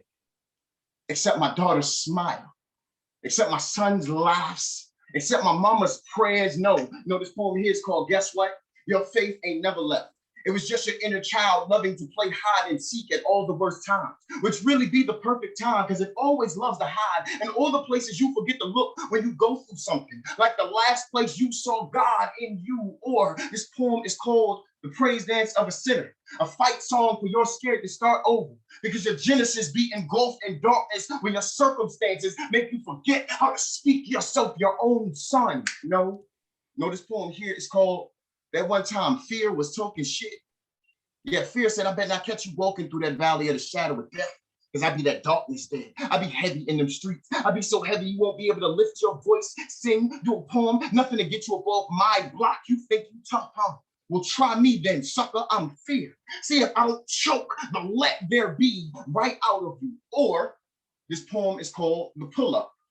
When I ran up on fear hoe ass because he was talking all that shit. Cause yeah, I be walking through that valley of the shadow of death often, and yo, I ain't ever scared. I got my swagger back. See, the devil tried to kill me, right? But I'm up in this spot looking as fresh as Sunday candy, ultralight beam, on some illuminating all that nothing you thought you was. And yeah, I found my faith. It had never left. It was just playing hide and seek with the prayers and the laughs and the smiles that be coloring book bright and hiding. In the last place I saw God at, oh yeah, fear. I talked to God and she told me to ask you, what's all that darkness you think you are? After she reminded me that I am the light, she let there be no. This poem here is called Cursing in Church, the testimony of a heathen that God ain't through with as long as I ain't through with my goddamn self. And no, this poem here is called When the Brilliant Black Boy Writes Battle Bars for Satan. It's a gorgeous and brilliant and genius and ratchet remix. And here is the poem. Hello, fear. Fuck you. And amen. Breeze, the poet. Judges, put those scores up. All right, we have one for Cameron's up. Oh my goodness, there George is with us. There's Joel and S and Javon, and we will be right. Hold them up. Okay, low to high. All the judges put this. Okay, here we go. 8.2, 9.0. No, I'm sorry. 8.2, a 9.0, a 9.0, a 9.4, and a 9.4 for Breeze. We drop the high and we drop the low, and we keep the middle three scores. Kurt will give that to us. By the way, those of you on the Zoom call as well as on Facebook Live, these poets are competing for a $500 prize. Whoever wins the first place gets $500 from Leaf Global Arts, and then the money that you donate will go to the rest of the poets. And every poet on the call tonight will get a pass for the fall Leaf Slam, which we hope to do live. Everything, fingers crossed, we're hoping that that's going to happen this fall. We will keep you posted. So, and the top three poets tonight will get a Saturday performer pass, which means you get to eat. So you won't, for free, actually. Food for the poets. Kurt, what do we have, sir? That's 27.4 for Breeze. 27.4 for Breeze. Justin Blackburn, you are the last poet in this round, and we will drop 4 poets and move on to the next round. Justin, you are on the big screen, so say hello and let us see what you have. Hello. She's got the self-esteem of a nightmare scream as the man of her needs plays himself into another nightmare scene. He said he's going to the bar to watch his favorite team win, but it's 11 in the AM. He's in the West End shooting heroin again. Caring parents, white privilege, and trust funds coming out of both ends still aren't enough for him to be his own friend. Even though she's showing him heaven above, he's doing everything he can to fuck it up because deep inside, he doesn't feel safe enough to love. But if you told him that, he'd tell you to shut the fuck up. He's so fragile, one look within, he's spilling his whole cup. He comes home that evening to pass out, and she doesn't say a word. Her father wasn't there growing up to make her feel secure, so he gets away with anything he wants as long as he comes home. He can lie, cheat, sell himself as long as she doesn't have to face herself alone. He lays on the bed half dead. She tries to give him pleasure. Her naked body screams, "Baby, look at me. How can you want synthetic dreams more than this heart-beating naked treasure?" He closes his eyes during sex. She keeps hers open, hoping their hearts will connect, but he keeps his broken. He's already chosen to leave again. The second shit got intimate because, oh no, here comes feelings. Her nervous system knows it, so she's holding on to him like it's the last time she'll see him alive because it might be the last time she ever sees him alive. Fentanyl is on the street waiting to take him to the other side. She's alone in her bed again tonight, beating herself up. What can she do to make him feel all right? But his demons come from him, not her. She's got to know she's not his cure. And when she's lying awake at night, say a prayer to his angels that he'll be all right and get good sleep for the morning news, because only her own love can save her from those addicted blues. Sister, look at your inner child and ask her if she deserves to be treated like this. Let her know it was never her fault. Her father never made it back home for a goodnight kiss. You can spend the rest of your life in the past asking why and how, or you can get the answer to both of those questions by you ensuring your inner child receives the love she missed right now. Justin Blackburn, judges. That was the last. Justin was the last poet in this round, and we're going to go on to the next round in just a second. So, judges, put your scores up, and we'll call it out, and then we'll see who we'll have to say goodbye to 4 poets. Hold it up close to the camera, please. All right, here we go. 1, 2. This is great, judges. I'm just falling in love with your skill here. And okay, low to high, 6.9. and 8.2, and 8.3, and 8.7, and an 8.8.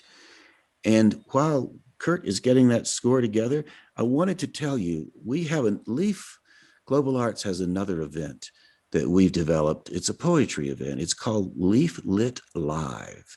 And we've been doing it regularly. And the next one coming up is June 24th.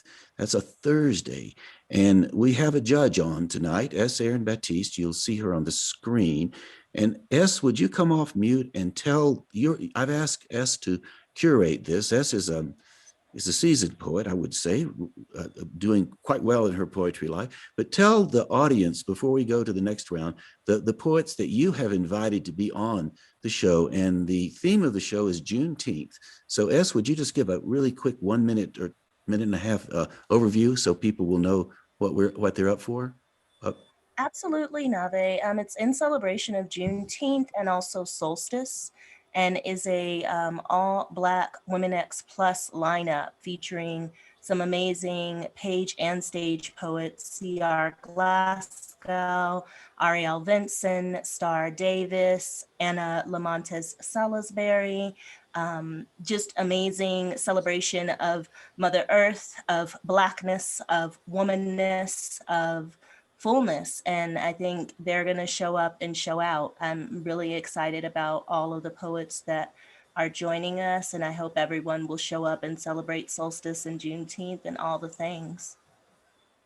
So thank you, Erin. I really do appreciate it. And I want to also tell you, Erin was on the previous LEAF Lit live show, and another poet that's on tonight was also on it, but I'm not going to mention who that was because that poet is actually slamming tonight. But I did want to say that when I asked Erin or S, I call her S, she likes to be called S, but when I asked, I said, could you recommend 4 really kick-ass, wonderful poets? She said, absolutely. Well, she came back within 12 hours. She had them all lined up and committed. So I'm extremely excited, and it's going to go up on all the, after this, that'll be our next event. So please pay attention to the Facebook Live page, and you can email me, nave@jamesnave.com, if you'd like to know more about that. And also remember, jamesnave.com is where you can make a donation tonight, because we are doing this for the poets. What's Justin's score, Mr. Hardesty? Justin got a 25.2. 25.2. Let me see what the order is. Okay. We're going to drop 4. It looks to me, and Kurt, you can stop me in my tracks, but I believe, Jerry, we're going to say goodbye to Jerry Hardesty. And I want to say that we never say goodbye to Jerry Hardesty. Jerry Hardesty and Kurt Hardesty have been with us for ages, 15 years plus, and we could not do the Leaf Slam live or on Zoom without both Jerry and Kurt. And we love you both, and thank you ever so much for this. So Jerry, you're always there and you're always with us. We're also going to say goodbye to Jim Dwyer, and Jim's been with us for 15 years too. He's been around, and he's one of the favorites. So Jim, thank you very much. Justin Blackburn, we're saying goodbye to you. I don't know how many years Justin has been on the Leaf stage. And Tori Shine, we're going to say goodbye to you. Thank you, Tori, for your wonderful pandemic poem. I loved that, and love the way you have the light on your face and everything that you do. And you'll be back with us. And Tori's, we're all wrapped into the Leaf Festival in one way or another. So too are the poets that are on the call, are there with us, are still with us tonight. So from low to high, we have Bella, and then we have Danny in 5th place, Danny Solis, Teresa Davis in 3rd, Breeze, you're in 4th. Nave, yes. Nave, you told me we were going to go high to low in the second round. Well, just hang tight, Danny. All right, I'm sorry. So we're keeping Bella, and we're keeping Danny Solis, and we're keeping Teresa, who's in 3rd place. We're keeping Breeze, who is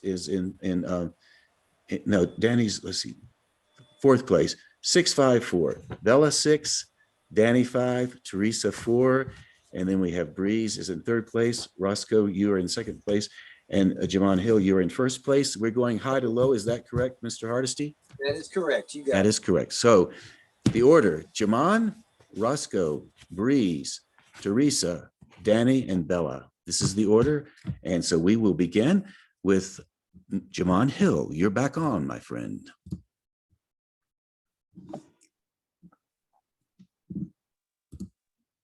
Sometimes pain don't got a remedy. Us niggas just take L's sometimes. We try and are given nothing but pain. We love, but they don't, they leave. With all we got, we gave them and they a black hole. They consume everything. Reverse remedy, they sickness make you believe they will remedy the illness they inflicted. Sometimes we just gotta breathe through that wreckage. A reminder, we don't control pain. Pain grown and lived their own life, got their own shit they dealing with, and don't really want to be here with us anyway. Don't want to spend their Friday in our heart. Remedy for our nostalgia. Tell us we ain't got no happiness in that memory, but sometimes we be so sadistic. We want to relive the pain. We want to peel back our sadness to reveal good things come to those who leave. A new type of lonely for those who don't. The left are always rite of passage for pain, teach pain how to linger, how to be remedy, how to be there for no reason at all. Sometimes we hurt for no reason and take all we got to accept it. Remember the last time you forgot everything except writhing in a sea of regret? We fret over the darndest things sometimes.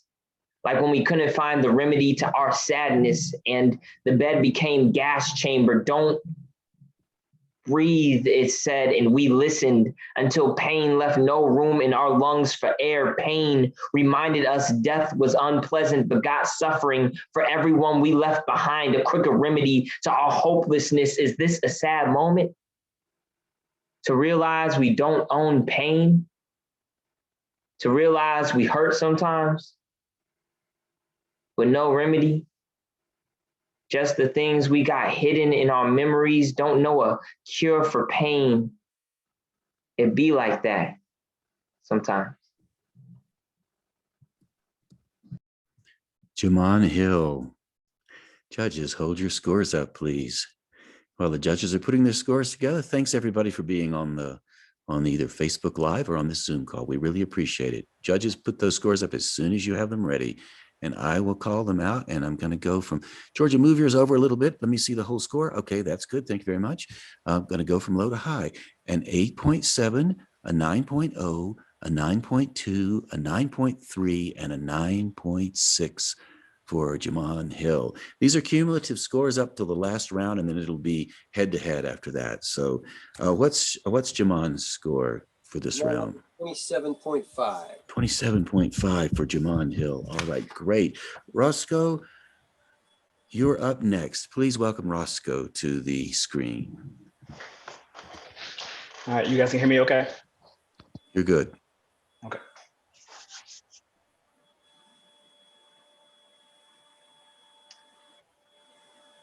So they say in the beginning was the Word, and the Word was God, and the Word was with God. So when I'm speaking these words, this isn't poetic rhetoric. This is me trying to get back to the sentence from which I came.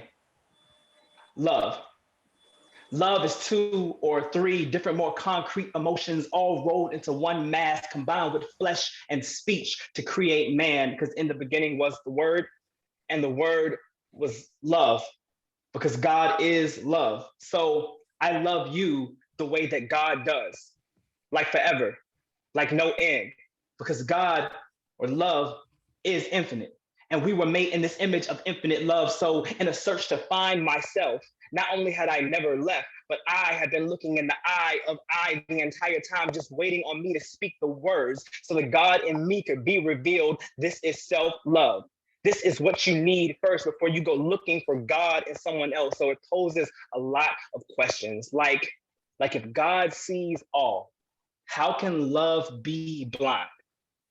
Or if I'm looking for a true love, does that mean I'm looking for a true God if in fact God is love? Or if God is love and this is true, how come we look up to find God, but we fall into love? When do we learn to separate the two? Or if we make love, does that mean we formed God inside the room?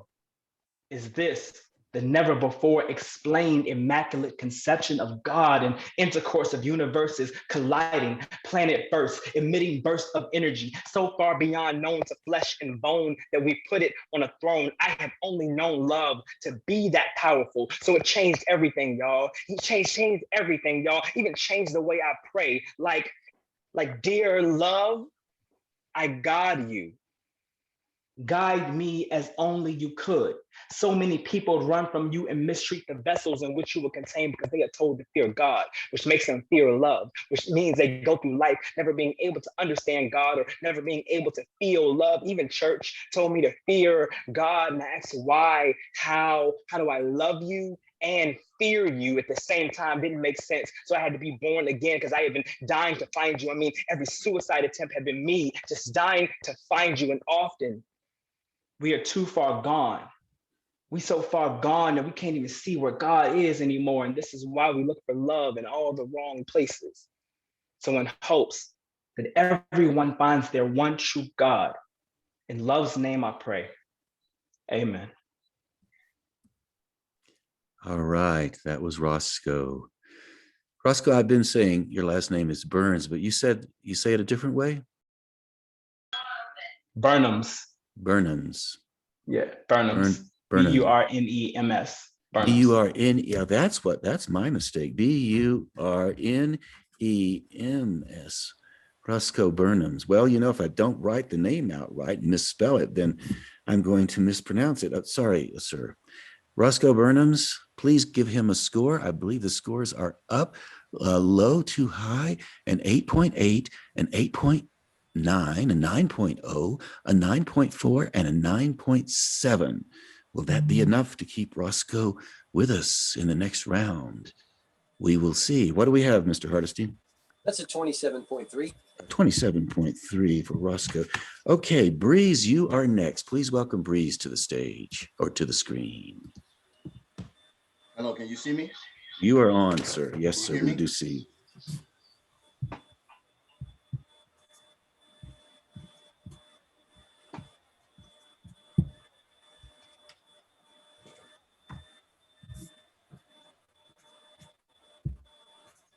When I was a child, I spoke as a child. I behaved as a child, but when I became a man, I learned to put away childish things.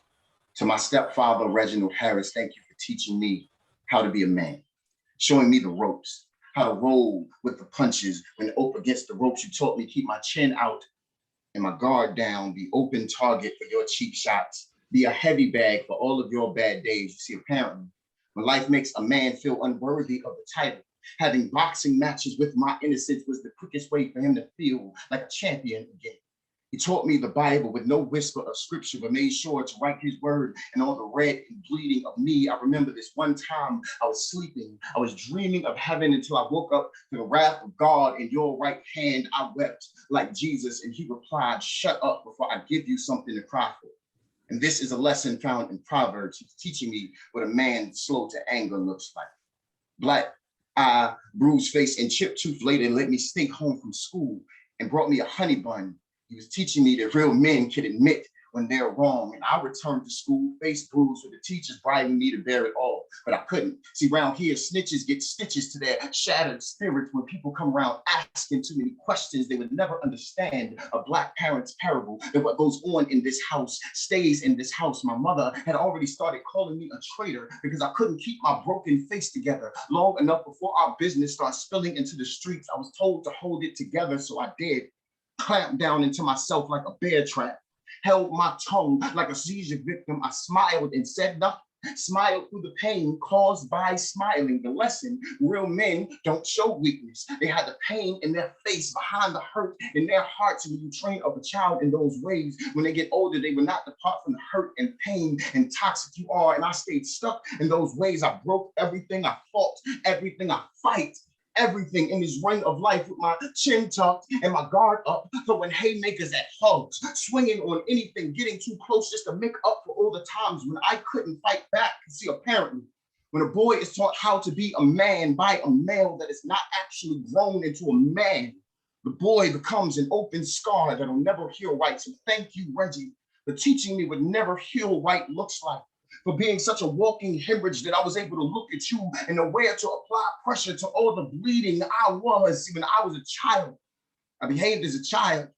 I spoke as a child, but when I became a man, I got tired of your image being made in all my reflections. I opened these fists and seen that there was love in these palms. I learned to put away your childish ways, the power of forgiveness, and I pray one day you'll forgive yourself enough to do the same. Breeze the poet. Everybody, thanks for being on this call. Thanks for being in the audience. We couldn't do it without you. We really appreciate it. Judges, put your scores up as soon as you have them. Come on the screen, camera, and there's, oh golly, Javon, you're right. You're blasting right along. Okay, low to high, 8.8, a 9.4, a 9.5, a 9.5, and a 9.6 for Breeze. All right. And as soon as I get the score from Kurt, we'll go to Teresa Davis. So what do you have, Mr. Sorry? That's a 28.4 for Breeze. 28.4 for Breeze. Teresa Davis, you are up. Please come on the screen.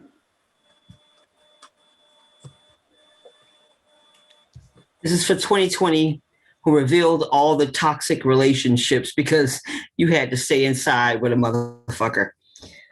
If you were everything I needed, I would not be writing this. I could not be writing this now. I was trying to have a goddamn conversation with you, but it was about art, and you don't do art. And it was about politics, but you don't do politics. And me wanting to take you out on a date to do something other than fuck for a change. And you say, I say theater, and you say movie, and I say play, and you say, I don't do plays, and I ask why, and you say, let's just be close.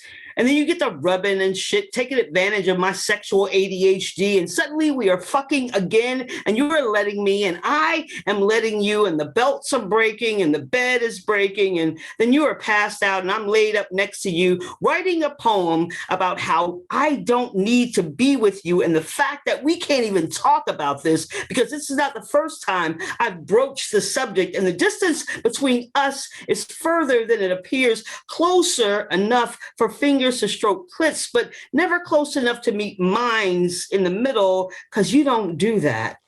And I haven't approached the conversation with you in like the last 6 months and without a fucking drink in my throat, because it's the only way you made sense. And the distance between us is addiction, and we crave the separateness like alcoholics, craving a fifth of whatever's cheapest or soil so saturated that it will not settle us. You want my touch less than I want to give it to you. And this is how I know we've stuck ourselves into an existence neither of us will walk away from, because we do not know how, even though we know we are not who we used to be. And the best thing about us is bottom beauty and strap-ons. And because I am a hopeless romantic and you are lazy, the way we lie here, it is almost believable, almost. Soon, there will be nothing left to anchor us to each other, and we are going to crash and burn and drown. And I don't imagine you reaching out or throwing me a life preserver. I mean, why would you save me when you couldn't save yourself from me? The shine we have put on this shitty relationship should shame us both. And the fact that I am in bed with you, listening to you snore, writing a poem that you will never read because you don't do art, makes me realize how blind we are to the reality that we don't actually like each other. I love you like a root canal is not sexy. Neither is I love you like an exit wound. We are sick and in need of a 12-step program, one where we walk away from each other slowly at first and then run like hell, never looking back when you told me you loved me. I was splayed beneath you, all moan and come. I wasn't even wearing my charm. And I noticed that you never loved me with my clothes on. Teresa Davis. I just love this. The clicking started somewhere in the Youth Slam, and it is moved all over the place. I think that's where it started. Don't quote me on that, but I do love this so much. And judges, as soon as you get those scores, put them up so we can know exactly where we stand with this. Okay, there's 1, 2, 3. Georgia's got hers up, and then Joel's got. So we're going to go from low to high. Teresa needs a good score to stay in the round. So she gets a 9.0, she gets a 9.2, a 9.3, a 9.5, and a 9.6. All right, bravo for that. Those were good scores. And also I want to thank Joe and Anne Marie. Anne Marie is actually from Asheville. She's a big supporter of the Slam over the years, and she is now in Arizona with a friend of hers, and they just gave a nice, generous donation, which we will spread amongst the poets. So Joe and Anne Marie, thank you so much for your generosity. Anybody else who would like to have their name mentioned on air and also get the gratitude from the poets, jamesnave.com, you can donate right there. What's Teresa's score? Teresa gets 28.0. 28.0. That might do it for her. 2 more points in this round, and then we'll see who we have to say goodbye to 2, and we'll keep 4. So Danny Solis, please come back to the screen, my friend.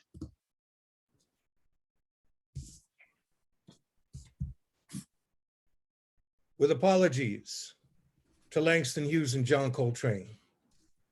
A love supreme, a love supreme, a love supreme, a dream deferred, a dream deferred, a dream deferred. Langston's words rolling through the bones of Coltrane's music in my mind. Every day the TV flickers with a dream deferred, exploding. LA, city of modern day Gomorrah, and angels wrapped in wings of fear and fire, smoke and danger billowing black into the blue California sky. Amidst the pillaging and random bullets, I see a large man sagging along with a heavy load of memory. He is older than me, old enough to remember Martin and his dream, toppled from the mountain, raped, knifed, and left on a trash heap. Old enough to remember Malcolm's public execution and those two dangerous Irish Catholic boys, Jack and Bobby, butchered by the business as usual CIA. Our collective consciousness crusted and sugared over with syrupy sweet lies. Old enough to remember Angela Davis in chains and J. Edgar Hoover in lingerie. Old enough to remember Anita dragged through a pit of video slime by a cadre of good old boys with smiles like rotting meat,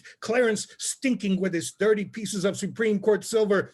Old enough to remember Dallas policeman Daryl Kane, 357 Magnum put to the head of 12-year-old Santos Rodriguez, trigger pulled, the memory a festering sore in the mind of Santos' 13-year-old brother who was forced to watch the dream, drying up like the bludgeoned face of Emmett Till in the casket. And this man walks through the riot of blinding LA sunshine. His hands are empty of weapons or looted merchandise. His hands are as empty as his big breaking heart soon will be as he walks, tears streaming down his face. And he says, it's not right. It's not right. It's not right. And in the chaos and carnage of this moment of these last 500 years, reflected in the broken glass and written in the rising smoke, our collective heritage undeniable and ubiquitous as Americans, we must be able to claim the grace and tenacity of Cesar Chavez, American, the bittersweet Magnolia tragedy of Lady Day, American, the courage and dignity of Barbara Jordan, American, the magic and visions of Black Elk, American, but for now, city after city after city waits on a short fuse to burn and the fight still rages. Every day I wake up and you give me another reason to commit an act that you'd consider treason. And that's because you have declared an open season on me and my brothers and a whole lot of others such as women and all their rights. Sexist violence roams this land in an evil blight, but we'll seize the day and take back the night. We're talking 50 million points of fucking fed up light. We'll never quit until we get this thing right. And my hero rises over my shoulder impossibly like a second sunrise, reminding me of the only gift we are ever truly given, of the only gift that is ever truly worth giving, a love supreme, a love supreme, a love supreme, supreme, supreme, a love supreme. Danny Solis, my friends. Okay, judges, put the scores up. Hold them close to the screen, please. Doing okay, wonderful job. As cinematic as we can be here tonight, by golly. Okay, low to high for Danny. Danny gets an 8.9, a 9.0, a 9.0, a 9.0, and a 9.4. All right, Bella, you're the last one in this round. So Bella's sitting outside in the woods, getting ready to go. What do we have for Danny's score? That's a 27.0. 27.0 for Danny. Okay, Bella, will you please come on to the screen? We welcome you. Let's talk about beauty. See, sometimes it is not in the eye of the beholder, but the hands of the masterpiece and the artist, because I am a self-portrait and I'm not for sale. I spent time on every brushstroke that gives me texture that most people don't get close enough to notice. And I spent days squinting into details etched into my flesh like clay, shaped by my own hands and hardened by everything else, fired into a brittle statue that if knocked over might break into pieces that probably will cut you, but that doesn't mean that I'm broken. With a little care worked back into my cracks, I will reform into an abstract art piece that you have to take a little more time to understand. But maybe that was my plan, because I don't want to be pretty for you. Being attractive could cause an unwanted meeting with your aggressive hands. I'm sorry, correction. Being a woman could cause an unwanted meeting with your aggressive hands. I'm sorry, correction. You, being an immoral creep, could cause an unwanted meeting with your aggressive hands. I'm sorry, correction. I'm not sorry. You should be. You use women like we're a product, marketed to you, one-time use, but I'm not a hotel room for you to temporarily home yourself in, not a drive-through for you to take what you want and keep on going. You rate women on a scale from 1 to 10, turning each of us into a number rather than a human being, sort of like the rape statistics do, but you don't believe in those, do you? I don't want to be a 10. I want to be a negative to you. I want you to hear us, eyes up here. I want you to feel for us, not feel us up. I want you to know us, feel our fear. Don't look at me. Don't judge me. Don't touch me. Feel my wrath. I am a human being and I don't want to be a 10 to you. I don't want to be pretty for you. I want you to stop making the world uglier for me because we are goddamn artists and we fill this world with beauty and you don't even have the common decency to keep your hands to yourself. And that was Bella, my friends, last poet in this round. Judges, let's get the scores. And we'll move on to the next round with 4 poets. So Cameron has his score up. Thank you, Cameron. Love the leaning in, judges. I've got to love it. Just absolutely love it. It's fantastic. So good. Excellent. All right. So low to high, an 8.9, a 9.1, a 9.2, a 9.5, and a 9.5 for Bella. We'll get that score and we'll see who we're going to say goodbye to. 27.8. 7.8.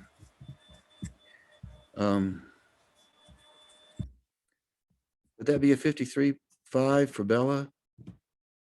Kirk? That's right. Okay.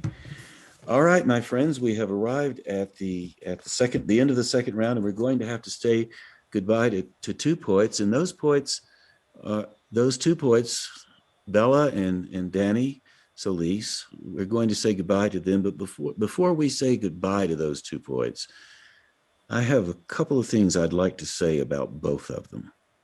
First of all, Bella has come up through the Leaf family in the Youth Poetry Slam, and I think this is her first slam at Leaf. She came in 6th, so let's give Bella a big hand. She wrote me a letter saying, or a note saying, can I come into the slam? And I said, how old are you? She said, I believe you said you were 18. Is that right, Bella? 19 now. 19 now. And I said, 19 is fine. Anybody who wants to slam in the Leaf Adult Slam, all you have to do is you have to celebrate your 18th birthday, and that's all I need to hear. So congratulations, Bella, on the work that you've done so far with Leaf. And for most people who watch slams, watch Zoom calls, they see these fabulous backdrops. People put these things behind them, and it's built into the Zoom programming. Bella's backdrop is not built into the Zoom programming. She's actually sitting at Camp Rockmont and on the Leaf retreat property. So we're seeing the true background. You're getting to see the Appalachian Spring, and we don't know if the cicadas have started singing yet, but Bella, you can tell us that if it's true. I don't know. But anyway, thank you ever so much for saying everything you had to say. And I want you please to come back and slam again. And we're also saying goodbye to Danny Solis. And it's really interesting. Bella is young, and Bella has been her first run at the Leaf Poetry Slam. Danny Solis, on the other hand, was is old like I am, and he was at the first Poetry Slam. And so I want to say goodbye to Danny, but I also want to say that Danny was on the 1994 Asheville Poetry Slam team, and I was on the slam team with Danny. And then Danny was on the 1995 Asheville Poetry Slam team, and they won the National Poetry Slam Championships. And Danny was also one of the ones instrumental in developing the team piece, especially in Austin. So much of the team pieces that we've seen in the slam, Danny helped form years ago. So I just wanted to, he's not the only one. Responsibility. What's that? You take no responsibility, but I did want to just recognize you, Danny, and thank you so much for everything you've done. And Danny was there at the very beginning with the Leaf Poetry Slam, and we were all in the Asheville scene. And this is the longest running poetry slam, one of the longest running poetry slams in the country right now. We've been going on. We can trace our roots back to 1992, I believe. So everybody tonight is great. Much love and respect. It's been an honor to be in this with everyone. Thank you. Yeah, it's just great. So here we are, my friends. We're going to go from low to high, and this is what it's going to look like. We have Breeze, you're at 55.8. Jaman, you're at 55.2. It's high to low, I'm sorry. Breeze, you're first, 55.8. Jaman, you're 55.2. Roscoe Burnhams, you're 54.9, and Teresa Davis, you're tied with Roscoe, 54.9. So we're in the home stretch. We will do 2 rounds with these poets together, and then we'll do one last round. So we're 10 poems away. So we do one round. We're not going to do an improv round tonight. We'll do one round, and then we'll have another round with 4 poets, and then we'll drop 2 of the poets, and we'll give the top 2 poets an opportunity to go head to head, and that will be the end of the slam. So Breeze, you're up. Any questions? Yes, Kurt. Yeah, we want to reverse order between Teresa and Roscoe. Okay. Yeah, reverse order from the one that went previous Reversing round. order between Teresa and Roscoe. Anything else, Kurt? Yeah, one more thing. I also wanted to point out that both Denny Solis and you, James Nave, were founders of the Southern Pride Regional Poetry Slam. Oh, we were founders of the Southern Pride. That's right. Southern Pride. By Yes. golly, I forgot about that. Yeah, we've covered a lot of ground over the years, and we're still covering plenty of ground. And the only reason we're able to cover the ground is because we're all traveling together like we are tonight. So thank everybody on the Zoom call for this. JamesNave.com if you'd like to make a donation to these poets. They've worked hard for many, many years. So now we will return to the slam and say hello once again to Breeze. Breeze, welcome back. Can you hear me? We got you.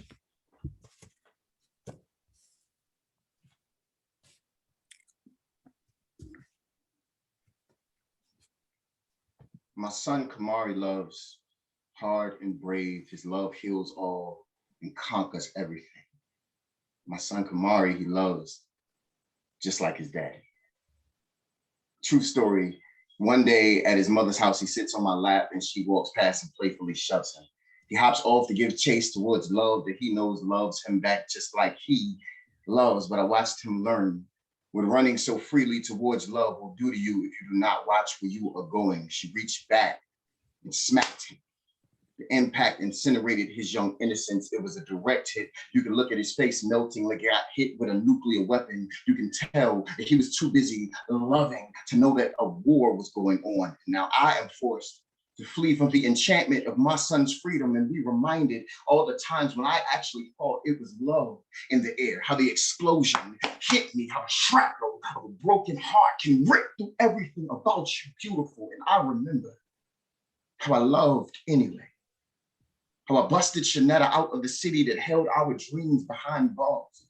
But our talks of forever must have felt to her like confinement because she broke out of us, left me a prisoner in my own home. I had to watch her date other men while living with me. I remember it all and how I loved anyway, like when Tunisia told me that guy was her aunt's boyfriend and not hers, or when my ex-wife handed me the phone so I could have a conversation with the guy I was sharing her fucking orgasms with. I remember it all and how I loved anyway, and I just get scared. What am I supposed to teach my son about love? I can't tell him that it heals all when the only thing it's constantly defeated is me. That it heals all when these open scars keep, these love keeps falling into all the open scars, that everybody keeps smacking the life out of his ability to love right, like his mom did. All I could do is tell my son to love anyway, like his daddy.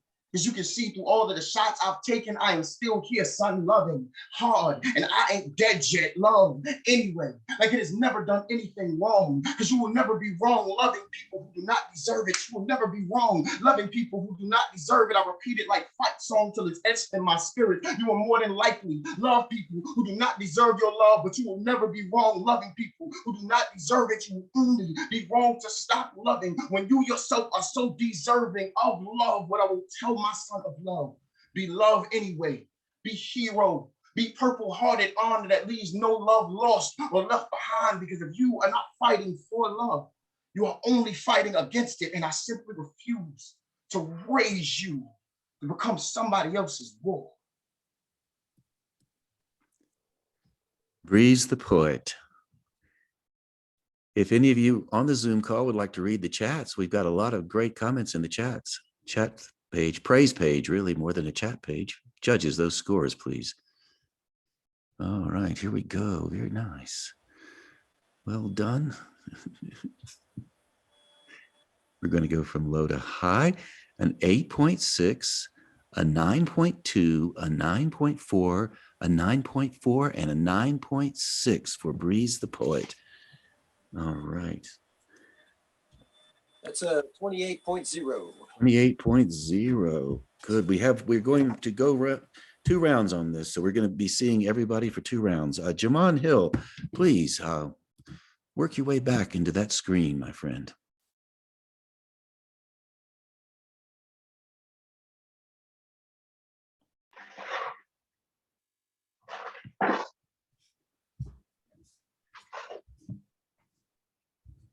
The flourish as defined on 422. Fill a room with melanin and see if it don't become bouquet.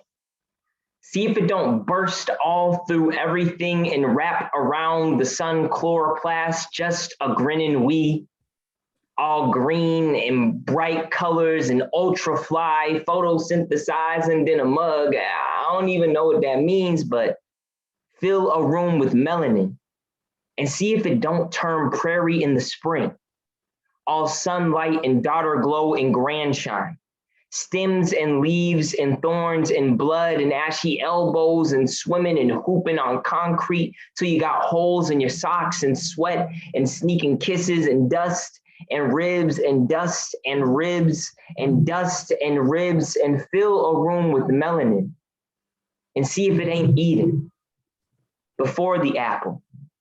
In fact, Eve grabs the apple in all her magic and turns it apple bottom jeans. Adam, in all his magic, transforms an apple into boots with the fur. Adam and Eve get low and they never feel empty pain. Fill a room with melanin and I still love you. And you still love me.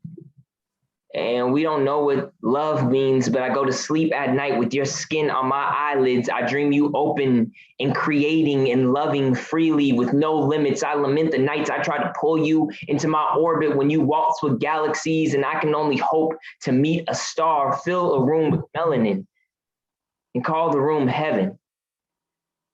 Call the room haven. Call the room holy. Call the room and see if God don't answer. Call the room and call the calling a prayer. See the room and call the sighting a miracle. Feel the room and call the feeling a blessing. Fill a room with melanin. Just fill the room. Fill it with melanin.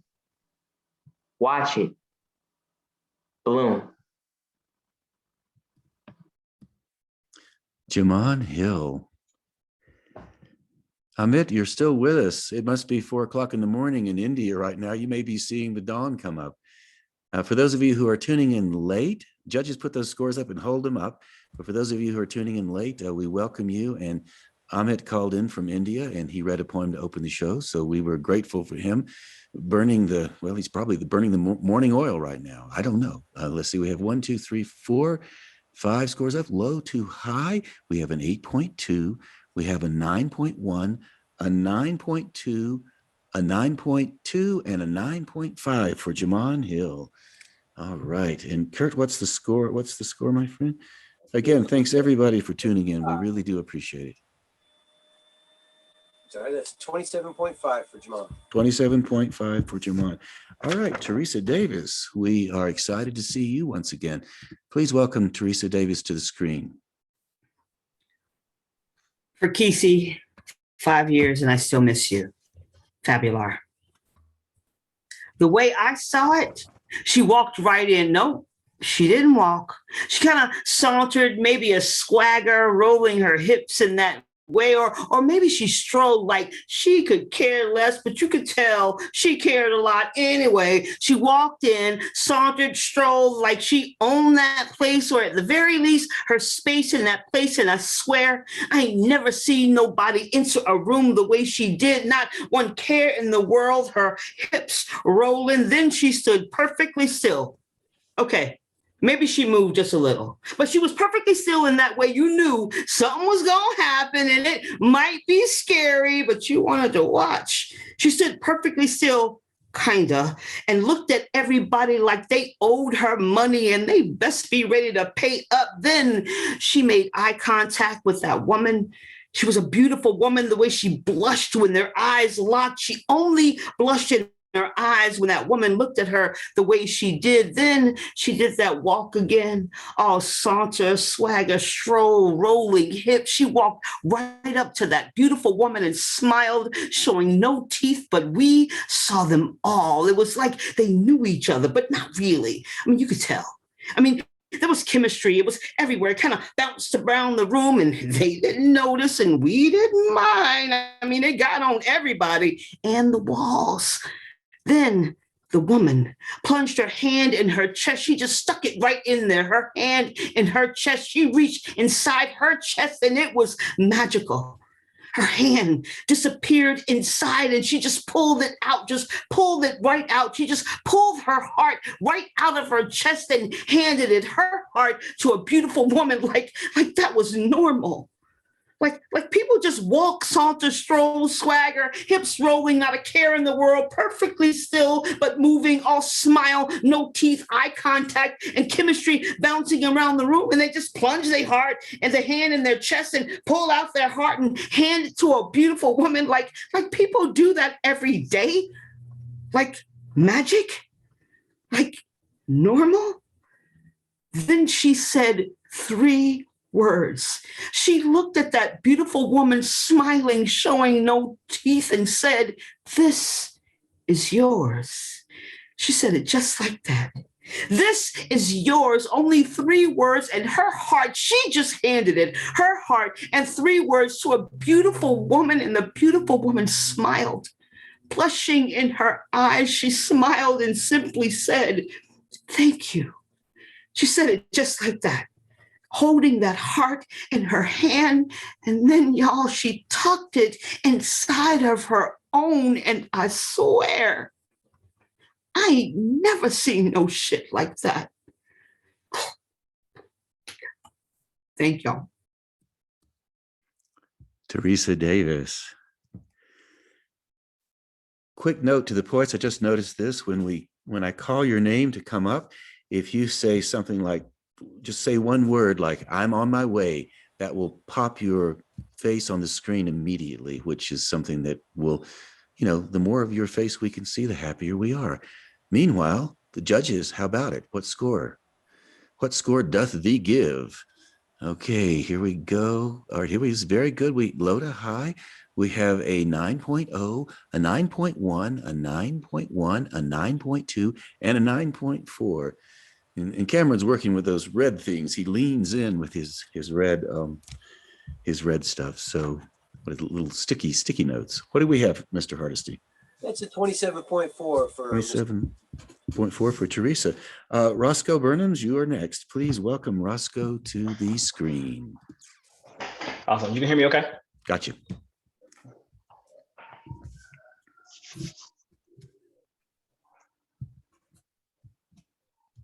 I kissed my son on the forehead, on the cheek.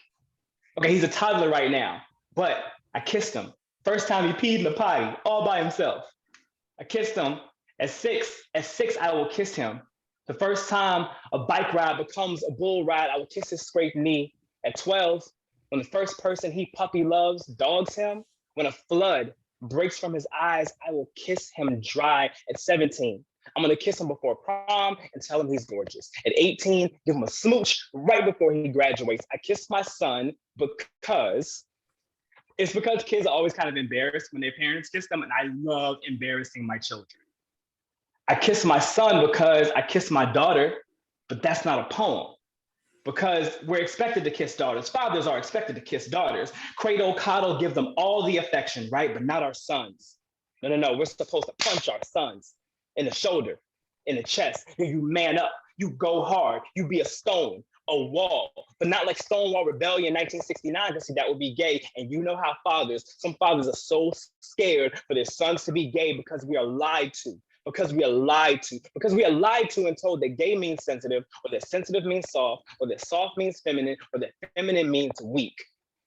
Fathers are expected to chisel their sons into gargoyles, these sculptured monsters, and make concrete of their depression, their personality, their sexuality, make their emotions a fluid, forgotten center. I kiss my son because my mother couldn't kiss me, because my mom had to be a dad.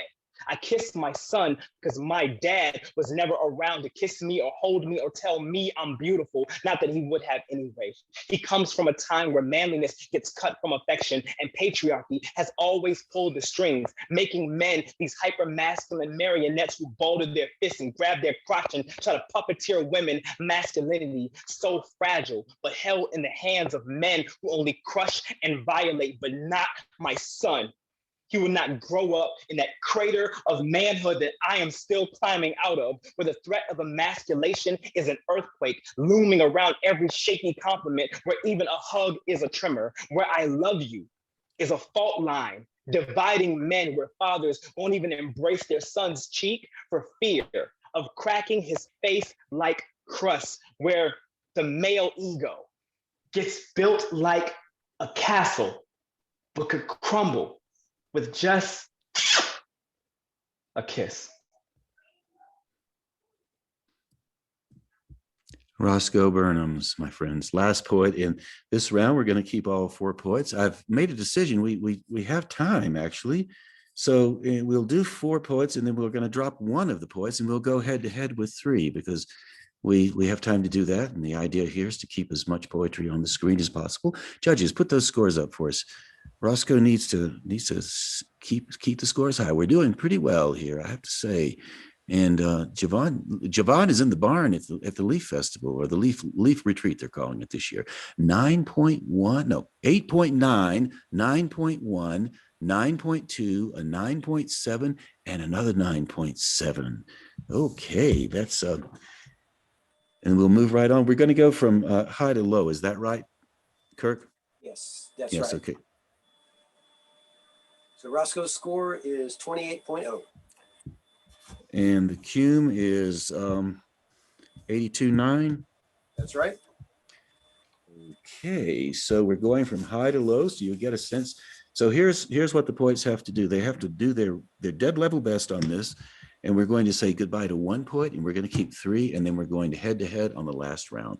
So we have 7 more poems in the evening. Thanks everybody for being on the call. We had a wonderful donation from Diana. Thank you so much, Diana, for going to jamesnave.com and pressing that donation button. And if anybody else is moved to do that, these poets you can shake your heads now, poets. They will appreciate it. Thank you very much. They like that idea. Oh, they're so focused on their poetry, they're not even shaking their heads. Here's the order: Breeze, Roscoe, Jaman, and Teresa. This is the order. And when I call your name, say 1 syllable or 1 word, and that'll bring you up on the screen really fast. Breeze, you're up. Yes, sir. Can you hear me? Gotcha.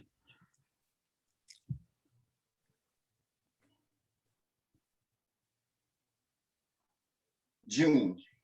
I'm dating Fireworks, who just realized the spark that set her off is still being used to rekindle old flames. August. So I'm on the phone with this masterpiece who is remembering the last man who took paint thinner to her very imperfections, things that made her beautiful. October. So I'm kicking it with a goddess who hasn't been able to recall her own reflection since the last man she allowed herself to worship. And it's safe to say that my love life has been a strenuous cycle of trying to get women stuck in their past tense to relax right now. And I'm livid, because I know what I said. I was there when I said it, and I was very explicit, especially the part where I expressed very clearly that the next person to break my that I'm fighting, the next person to break my fucking heart. So who is it? I mean, it can't be love, because it's a proven fact that love don't give or retract itself. It just don't move like that. And Fireworks just want to explode beautiful for unwavering eyes. And the masterpiece just wants to be valued as she is. And this goddess is just trying to remember how to be her own Ashe. And as I watch my hope dissolve, I finally see that the source of my staying single is y'all. You sap-ass, bum-ass, mark-ass niggas got game, winner, talk, but end up fumbling the heart-ass niggas. And at this point, I'm beyond rhetoric. Fuck cute concepts. This is all flex. All tenses that cause tension. Don't take shit out of context. This ain't pretty words at all. This is what happens when a broken heart won't be resolved with anything less than a broken jaw. I want my fucking faith. This is me, all open arms, trying to embrace her also. while she wielding the shards left of herself like a sword, scared to let down her guard, because the last time she let it stagger, your whole ass left her shattered. She's just the pieces you left her in, too busy questioning my intentions to let me in, and the duality is frustrating. I know my heart, but understand her hesitation, because these dudes ain't shit, and I'm just guilty by association, and for that misrepresentation, ain't no talking. I ain't got shit to say. I mean, you ain't listened to her, how she felt for years, and now you want to communicate. Fuck that shit. Run me my fade, because you too busy playing to know what it's like to keep coming so close yet so far from someone to hold at night. Ain't shit I can show her. She's already seen it and she done heard it all before, just not from someone who means it.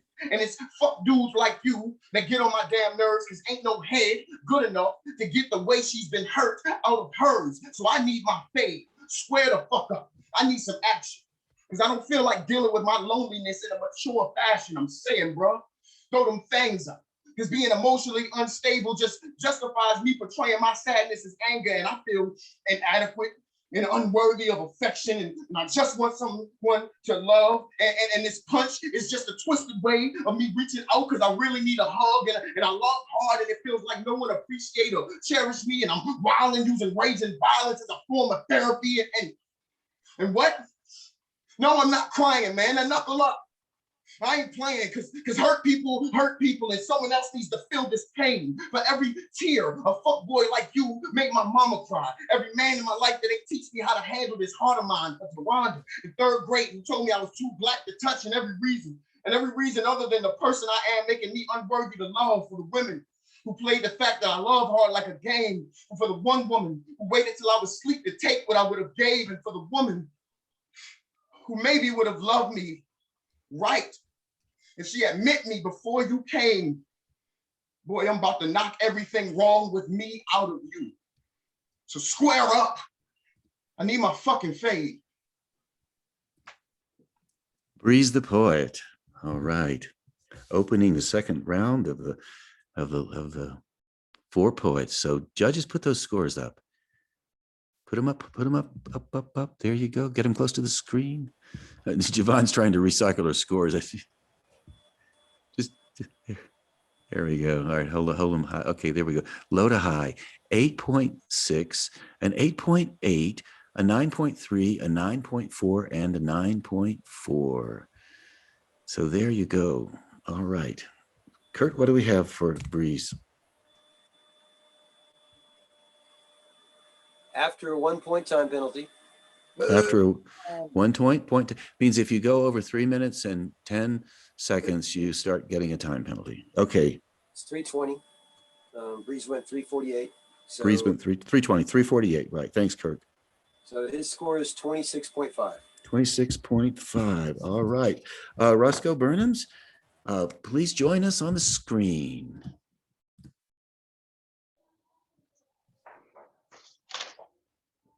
All right. Can you hear me? You're good. Okay.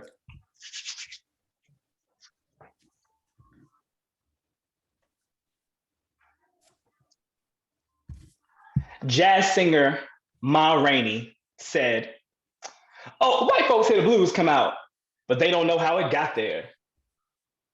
So I present to you this timeline of history and music. We went from drum call to call for freedom, from plucking on banjos to bondage on a ship, from djembes to Django, we are survivors. Here we are crashed like symbols on the soil of tobacco, cotton, sharecropping fingers, coarse as their hair, coarse as the lashes on their back, coarse as the pain, harmonized in the key of trauma, or traumatized in the harm of being a minority, looking for the freedom notes, the slave song rebellion anthem mapping north like a Union soldier's bugle, singing a Negro spiritual like,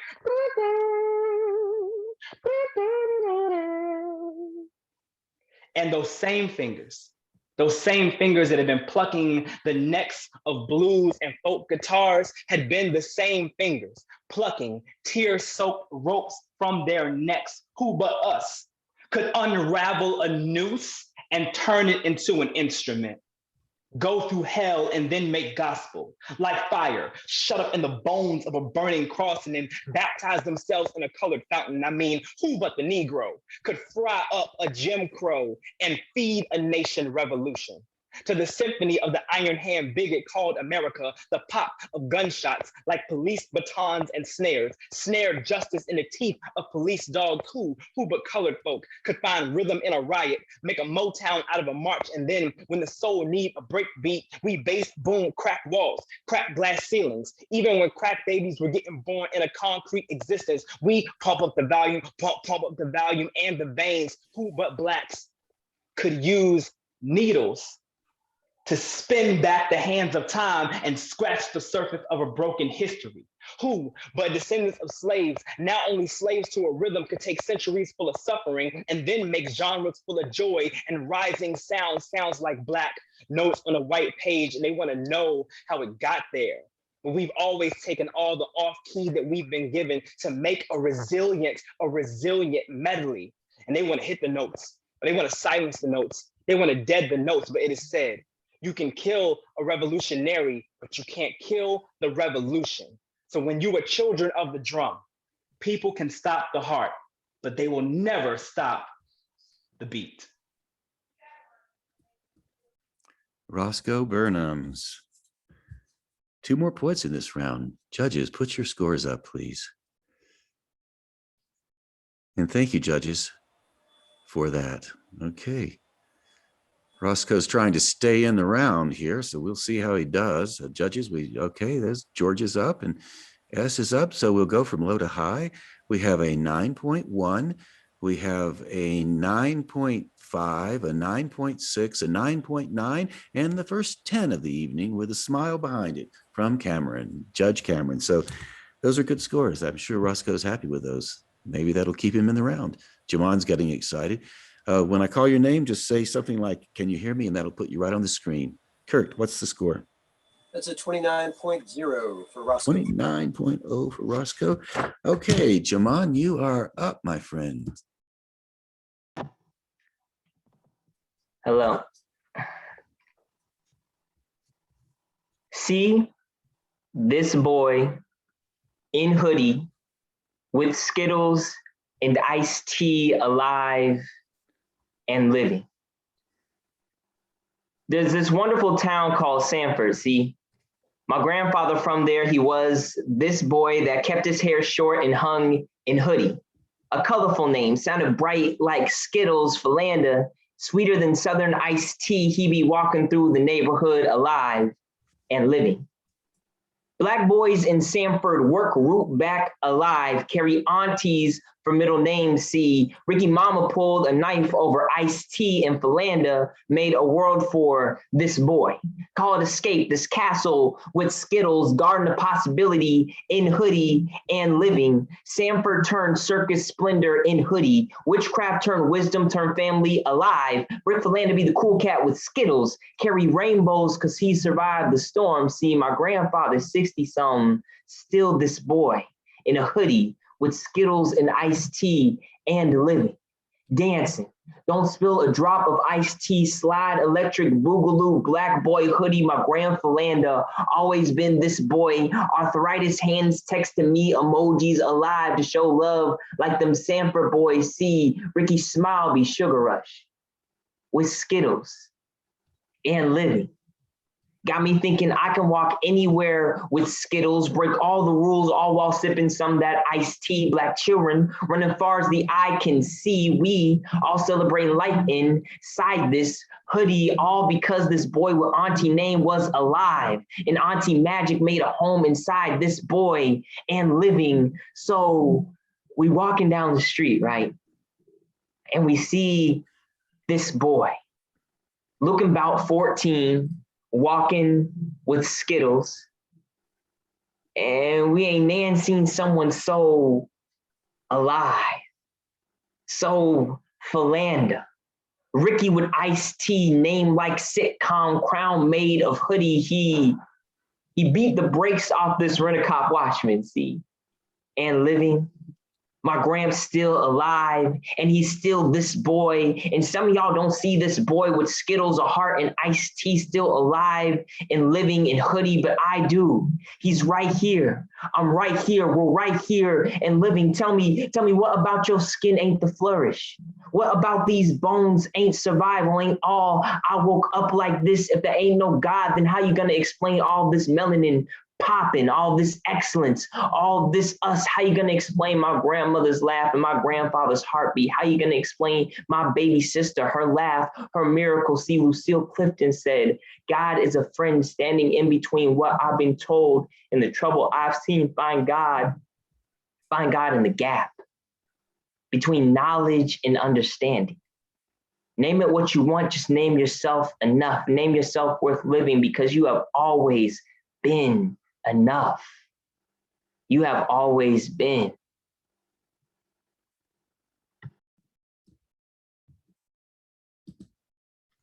Jamon Hill. Again, thanks everybody for being on the Zoom call and also on Facebook Live for Leaf Global Arts. We really do appreciate that. Judges, put those scores up and let's see what happens. Teresa, you're up next on this round. Okay, here we go. Okay, up. All right, we have a low to, well, Joel's coming up here. He has 1, 2. Low to high, we have a 9.3, a 9.5, a 9.4, a 9.7, and a 10, another 10 from Javon. All right, I didn't quite get low to high there, Kurt. Apologies, sir, but you understand. Kurt Hardesty's much better at math than I am. I'm kind of dyslexic, so I always juxtapose my numbers. Glad I didn't become an accountant. I probably would have starved to death. Became a poet instead. Done pretty well with it. Thank you ever so much. Everybody here on this call is doing well tonight. What's the score? That's a 28.8. 28.8. Okay, Teresa, are you ready? Here we go. Welcome, Teresa, to the screen. Can you hear me? We can hear you. Thank you. Hypocrisy Suite, Movement 2, Tithes in A minor for my sperm donor 42 years ago. Today, I will ask if I can go to the movies with a boy I like. Today, you will insist that I go to Planned Parenthood, self-medicate my need to lose my virginity when I explain that it's just a movie with a friend, that I am not interested in sex. You will quote Corinthians 6:18, flee from sexual immorality. Every sin a person commits is outside the body, but the sexually immoral person sins against his own body. You will lecture me about temptation. You will remind me about Eve. When I mention that I think it is actually Adam who broke the rule, you will call me blasphemous, demand I get saved, repent. Tomorrow, you and your former mistress turned wife will watch porn until you orgasm. Punish me for overhearing, remind me of my sinner ways. At church, you will force me to talk to the pastor. I will tell him everything you think I am not brave enough to say. I will ask, Pastor, who are the sinners here? And he will not answer. And I will not question his bravery, but I make sure we have an understanding. I smirk just a little.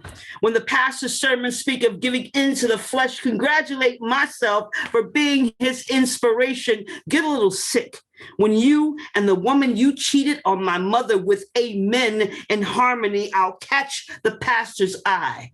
Mouth the word hypocrite as your former mistress turns to her holy dance. In her holy dance, she makes the same sounds she makes during orgasm. I wonder if her God approves of all the ways she comes.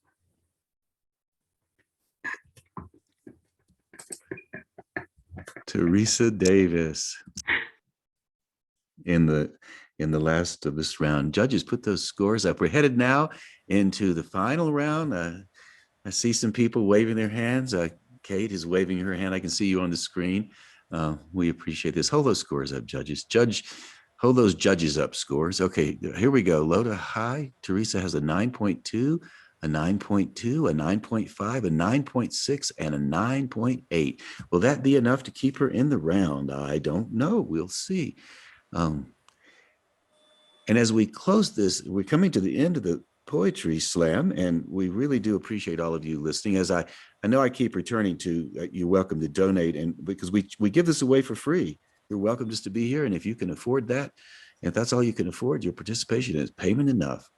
But if it's if you happen to be listening on a Gulfstream 5 flying over the Smokies or something headed to Paris, then you maybe can afford to donate more. That's one of those jets. Who knows what your circumstances are, but we appreciate your donation. And also, if you'd like to learn more about how you can support the poetry momentum at LEAF, the LEAF Global Arts, we're pushing that forward more and more and more, keeping the doors wider and wider open, developing it beyond the slam. As I said, we have the LEAF Lit Live on the 24th of June. Juneteenth is our oh, Beth, just thank you, Beth, for your generous donation. Thank you ever so much. So Juneteenth is the theme for our LEAF Lit Live, and S. Erin Baptiste, known as S to us, she's curating it. And we thank you for that. And S is a judge tonight. So lots of ways to be involved, lots and lots of ways. So what's the score for Teresa? Teresa got a 28.3. And what's the cume for that, Kurt? So 111.6. 11.6. Okay. Well, let's see. We're going to keep 3 poets. And we're actually, because Breeze was over time and lost 1 point, we're going to have to say goodbye to Breeze. And Breeze has been on the LEAF stage many, many, many, many times. And we're glad he's with us. And I say goodbye. We're just saying brief goodbyes because everybody we hope will return. And you all do get a pass for the fall if we're open and live on the stage. And we may figure out how to Zoom the thing from the stage at LEAF. You just never know. So we're going to keep Roscoe, and we're going to keep Jaman, and we're going to keep Teresa. And for those of you who joined late, these poets are competing. Top prize, thank you, LEAF Global Arts, $500. So somebody's going to win $500 tonight. And then whatever donations come in get split between the other poets. So we used to say we'll give them gas money to go home, but now everybody's calling in from home. So now that maybe the pandemic is lightening up a bit for some of us, you'll have a little bit of money to go out and buy yourself a meal or something.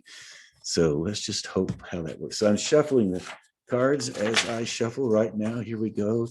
I don't know, I don't know what to do with these 3, but somebody can yell out stop, and when you do, I'll stop. Okay, Kate sort of fake. She did this. She was like, she didn't yell, but she'd been off mute. She would have. So Kate gave the signal. She's a member of the audience. So here we go. This is the order. A clean slate. The poets will compete, and whoever gets the highest number wins. And if we have a tie, we'll do 1 more round. So Roscoe Burnham's your first, Teresa Davis, you're second, and Jaman Hill, you are third. Roscoe Burnham's, you're on. Welcome back.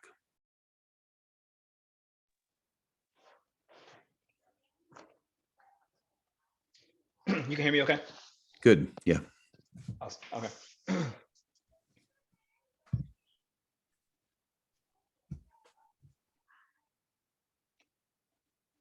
My mother has a heart full of batteries.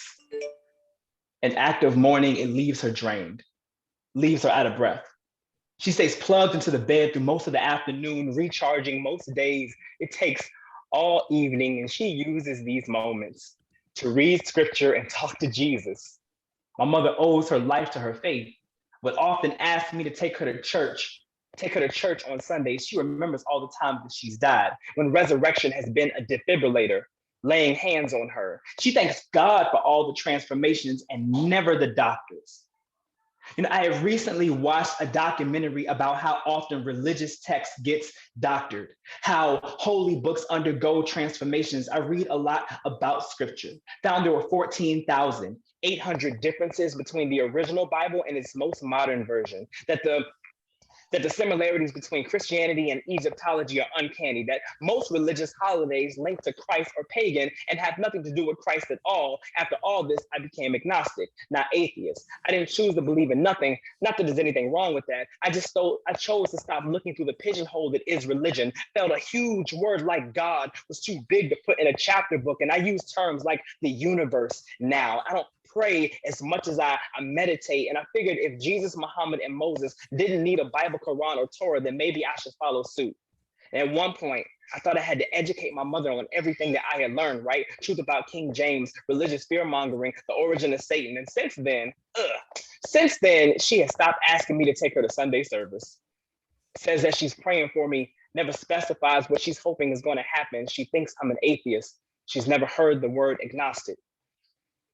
I was starting to think there were 14,800 differences between my mother and me. But when the surgeon said that there was no mention of her return, I responded like muscle memory, "Oh, ye of little faith," and realized the similarities between her and I are uncanny, and the little bit of gospel I got inside is pagan, has nothing to do with Christ at all. It was after watching cardiac arrest leave her chest split like a Red Sea, and after cancer had been a nail in our family's palm, and every man in her life be one Judas after another. These things made me doubt the Lord, but overcoming them made her believe in God more. That maybe she's blind, or maybe I'm blind, or maybe faith is about being blind and trusting everything you feel. She calls it God, but I call it the universe. She found it in a book, and I found it in her. Look, I've learned too much about the Bible to always believe in it, but she has gone through too much not to. My mother passes down the same Bible she swears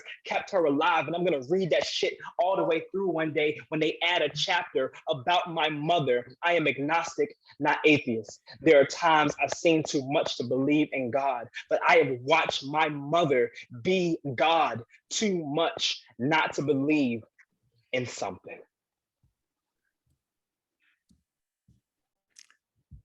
All right, Roscoe Burnhams.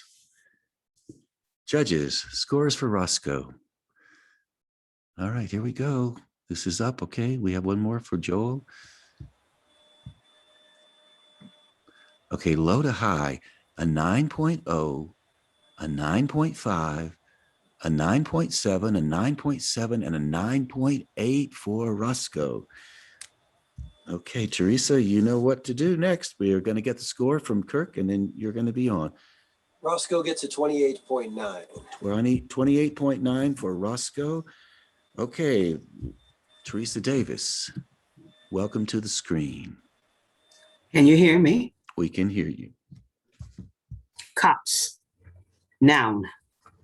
A small wood. The floor said, "Did you know I used to be a tree?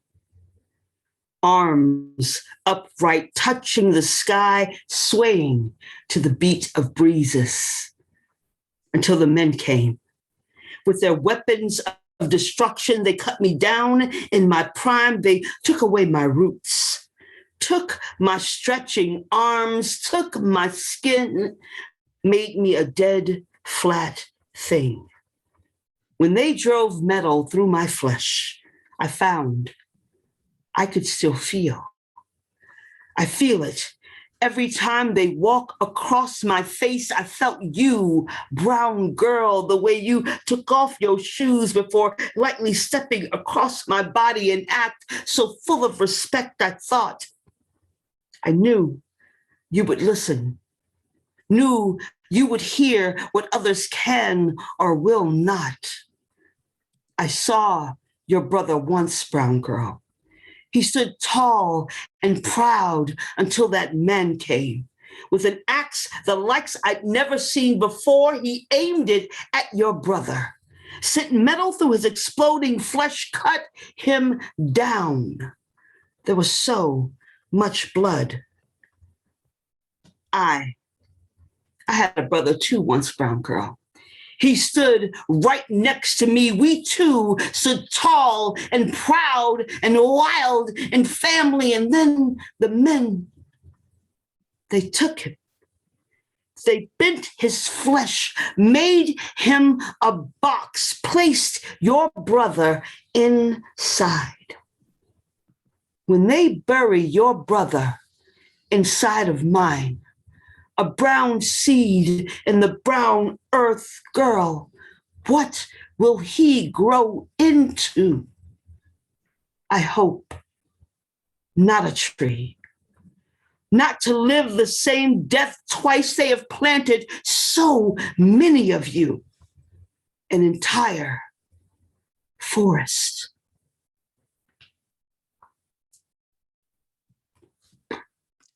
Teresa Davis. Thank you, Teresa Davis. We got a generous donation.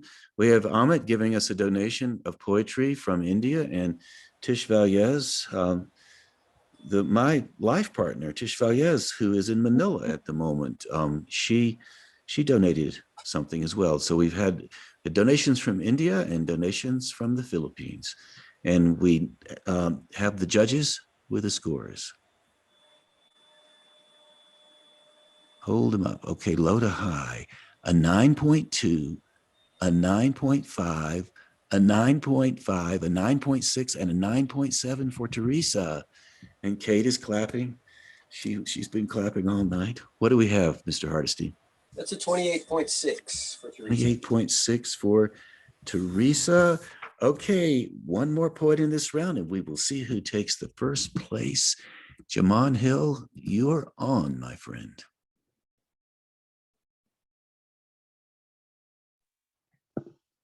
Okay.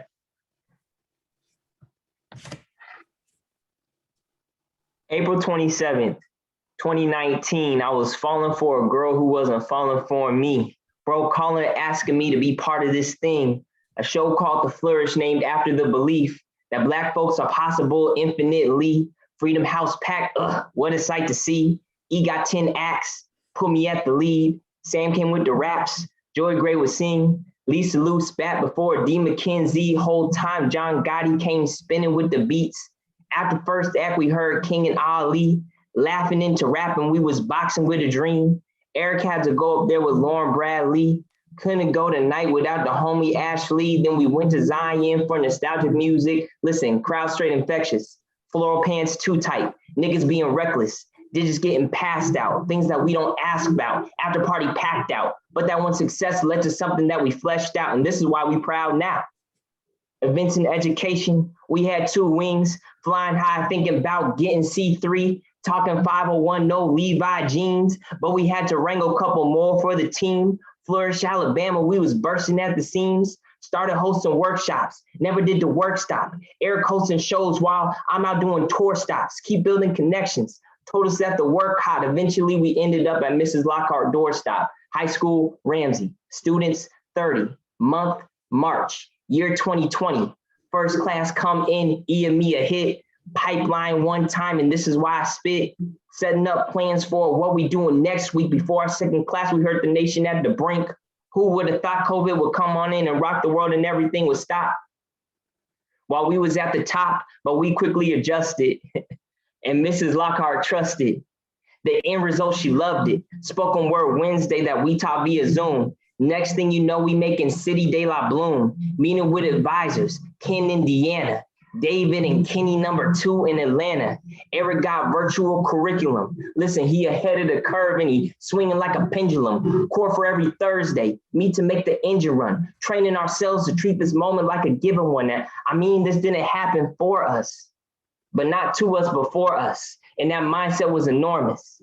Listen, we didn't have enough money to teach one class. Funding for 4 schools, then fell into our laps, kept pushing ourselves, got another grant. Remember those connections, all of those were steps. Now when people stare, we move up on their ass like we took word up and we had to bring it back. Citywide competition that we cooking up from scratch. A month ago, we was asking, are we viable? December comes through, we get every grant we applied for. Cell phone cinema, teaching kids films. Sidewalk hit us up, now we work with them. The Flourish Fest we dreamed of, soon to be reality. We flourish in the spring. These 2 years have been a masterpiece. In fact, we shooting a Flourish Fest show right now. My crew with me right now, so I gotta go. Because of course we shooting at this show. They didn't know that I would spit these bars, but I love them to death, and we gonna go far. Thank you. Jamon Hill. All right, the last poet in the round, and now we'll see who wins the slam. So, and for those of you out there, you do have the opportunity to donate to these poets. We really appreciate it. JamesNave.com. I'll leave that cover page up a bit. So if you're inspired tomorrow morning to send some love our way, we will be most grateful for that. Judges, fill the screens with your scores, and we'll see who wins this slam. Okay, low to high. Joel's turning his upside down. His hand's getting tired. Low to high, a 9.1, another 9.1, a 9.4, another 9.4, and a 9.8 from Javon. And Javon figured out she got a brand new Sharpie. So it's been very, very, very bright the whole night. So, Kurt, do we have a score for Mr. Hill? We have a score. All the poets were great. All the poets are Southern Fried Poets, by the way. Jamon got a 27.9. 27.9 for Jamon Hill. Okay, my friends. All three of these poets have been with us at LEAF for a long. Lucas Gregg, is that your brother coming in? Cameron? Might be. Yeah, Cameron's brother's coming in late, but Lucas, is good to have you on the call. So all three of these poets are Southern Fried Poets. They're also all poets that have been on the stage and at LEAF for a long time. And, you know, Teresa's won the LEAF Slam. Jamon Hill has won the LEAF Slam. I don't think Roscoe Burnhams has ever won it. Roscoe, have you ever won the LEAF Slam? I have not. Well, you did tonight. So Jamon, you were third, Teresa's second, and Roscoe Burnhams now is in the world of the people who have won a LEAF Slam. I've been at every LEAF Slam so far, and I've never won one. I could not possibly do what you all do, even though I'm charming and all. It's just, and I used to do it with Danny years ago, and I had a good time with it. But I marvel, I absolutely marvel at the work that you all do. And I have been honored to be in the Poetry Slam community since 1992. And I've seen the National Slam Championships. I've hosted. I've been on 3 National Poetry Slam teams, early days. Most of it, we were just derivative and yelling from the stage, but it was good fun.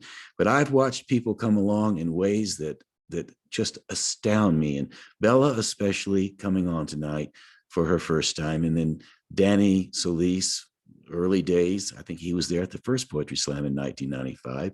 And Ahmet, somehow you managed to come through Bill Nevins, whom Bill Nevins is in New Mexico, high up in the mountains, and Bill's on the call tonight, and he was one of our donors. And so we really do have a lot of people, to thank, and everybody was really amazing. And if you do take the time to read the chats, or you'd like to read the chat before we go, it's lots of people saying yes. And if you would like to become more involved in the LEAF poetry community, Nave at jamesnave.com is a good place to do that. And does any of the poets, anybody want to say a quick goodbye before we go? I open this up just to the poets because you were the ones that did the work. So a quick comment, anybody?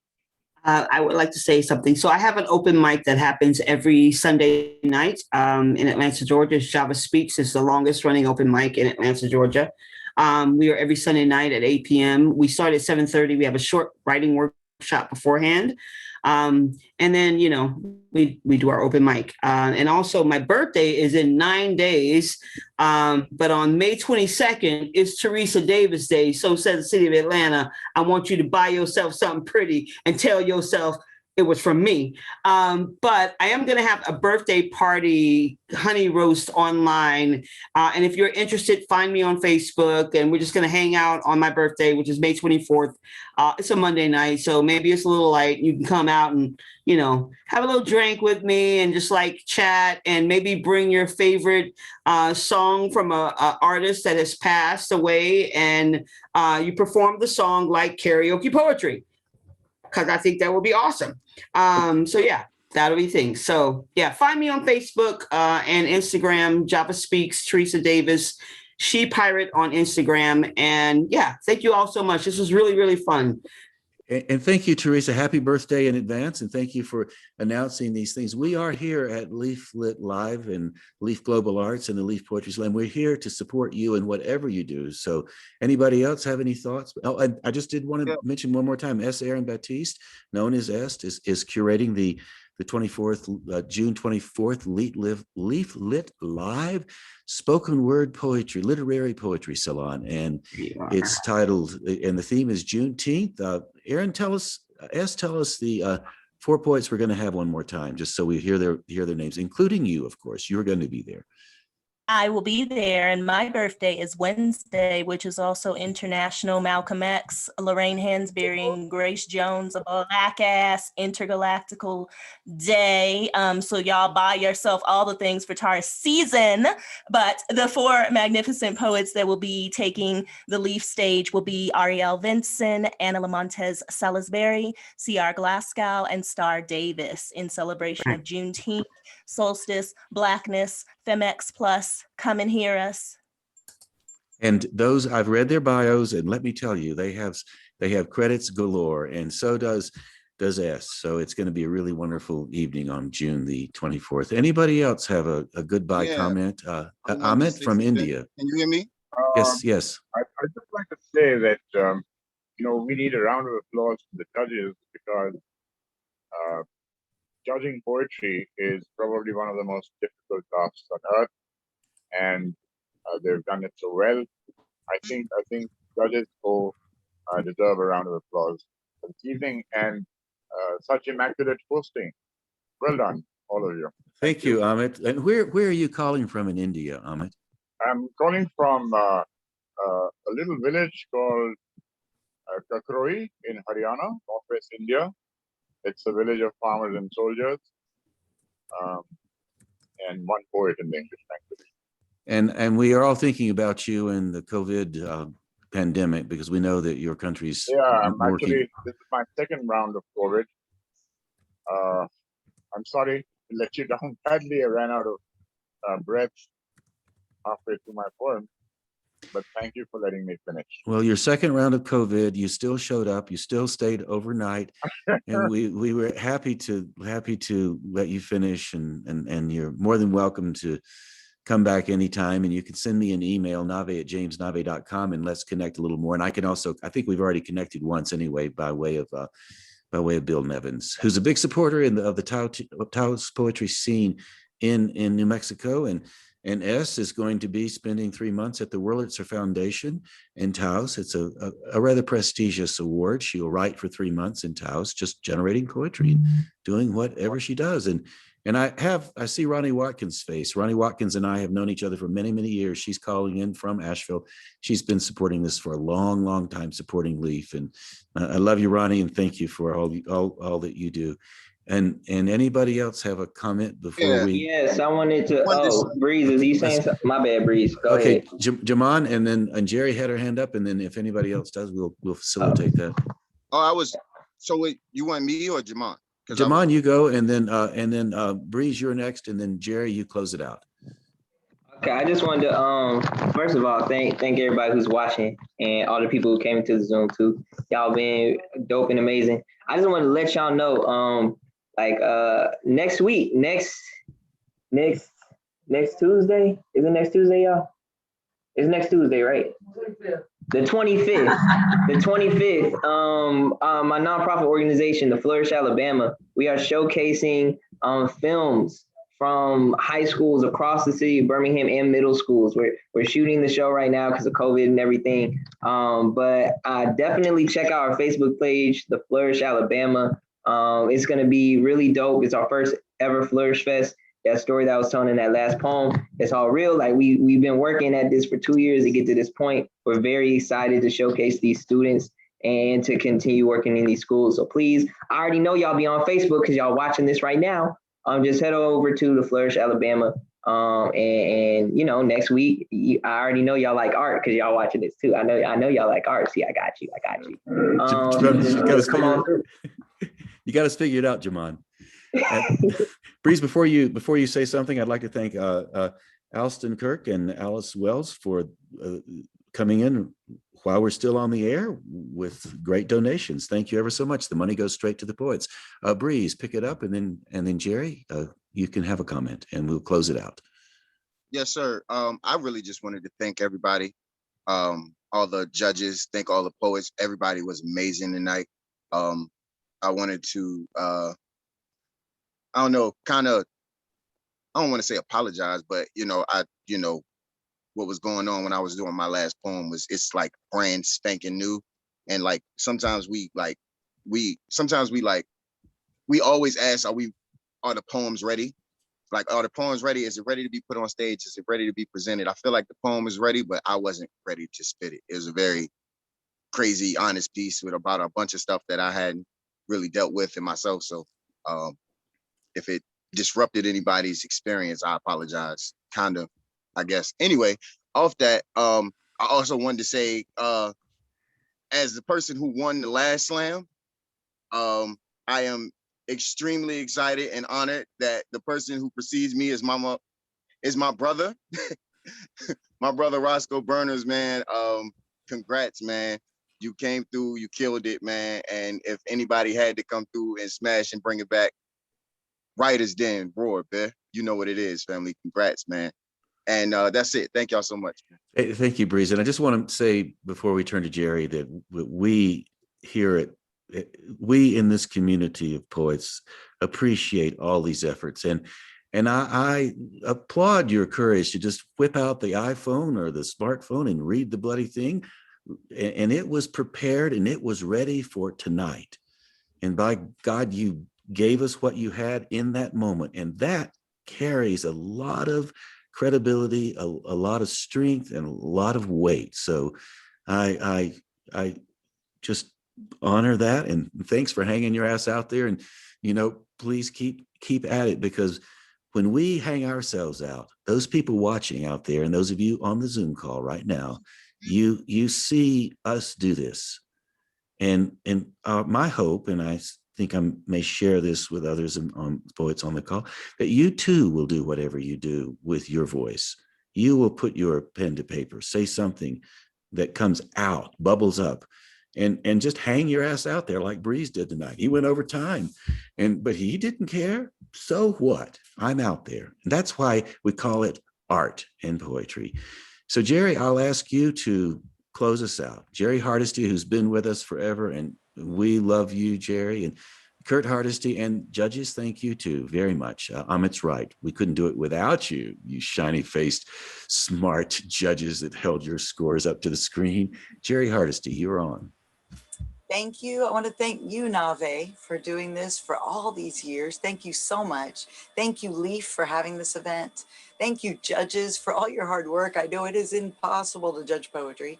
Thank you, poets. Seeing each and every one of your faces made my day. Thank you so much. And thank you for including me, because this means the world. Well, we love you, Jerry, and Kurt, we love you, and thank you so much. Oh, Joel's giving you a 10. And I did want to mention that Joel lives in Marshall, North Carolina, and Joel has a cafe up there called Zuma, and he had to close his cafe because of the pandemic, COVID-19. And by God, Joel, I've known you a long time, and you have worked your fingers to the bone to keep that cafe open, because that's not a cafe. That is a gathering place. Some might even say it's a church. Some might even say a holy place for music and other creative efforts. So thank you, Joel. And if you're ever in Marshall, North Carolina, little town north of Asheville along the French Broad River, stop in and say hello to Joel at Zuma Cafe. Support him, because he has bent over backwards for many, many years to support the arts, including Leaf. So on that note, and thank you, Leaf Global Arts, for all you do, and Jennifer Pickering for holding it together, and all the other staff members. Javon's a judge tonight. She's just joined the staff of Leaf, and she's waving from the Leaf barn right now. So Javon is learning the ropes, and she will be with us, and we're glad to have you, Javon. So with that, my friends, I'm going to end this call, and with much love and blessings, and thank you ever so much for being in this family, and we'll see you on the turnaround somewhere down the line.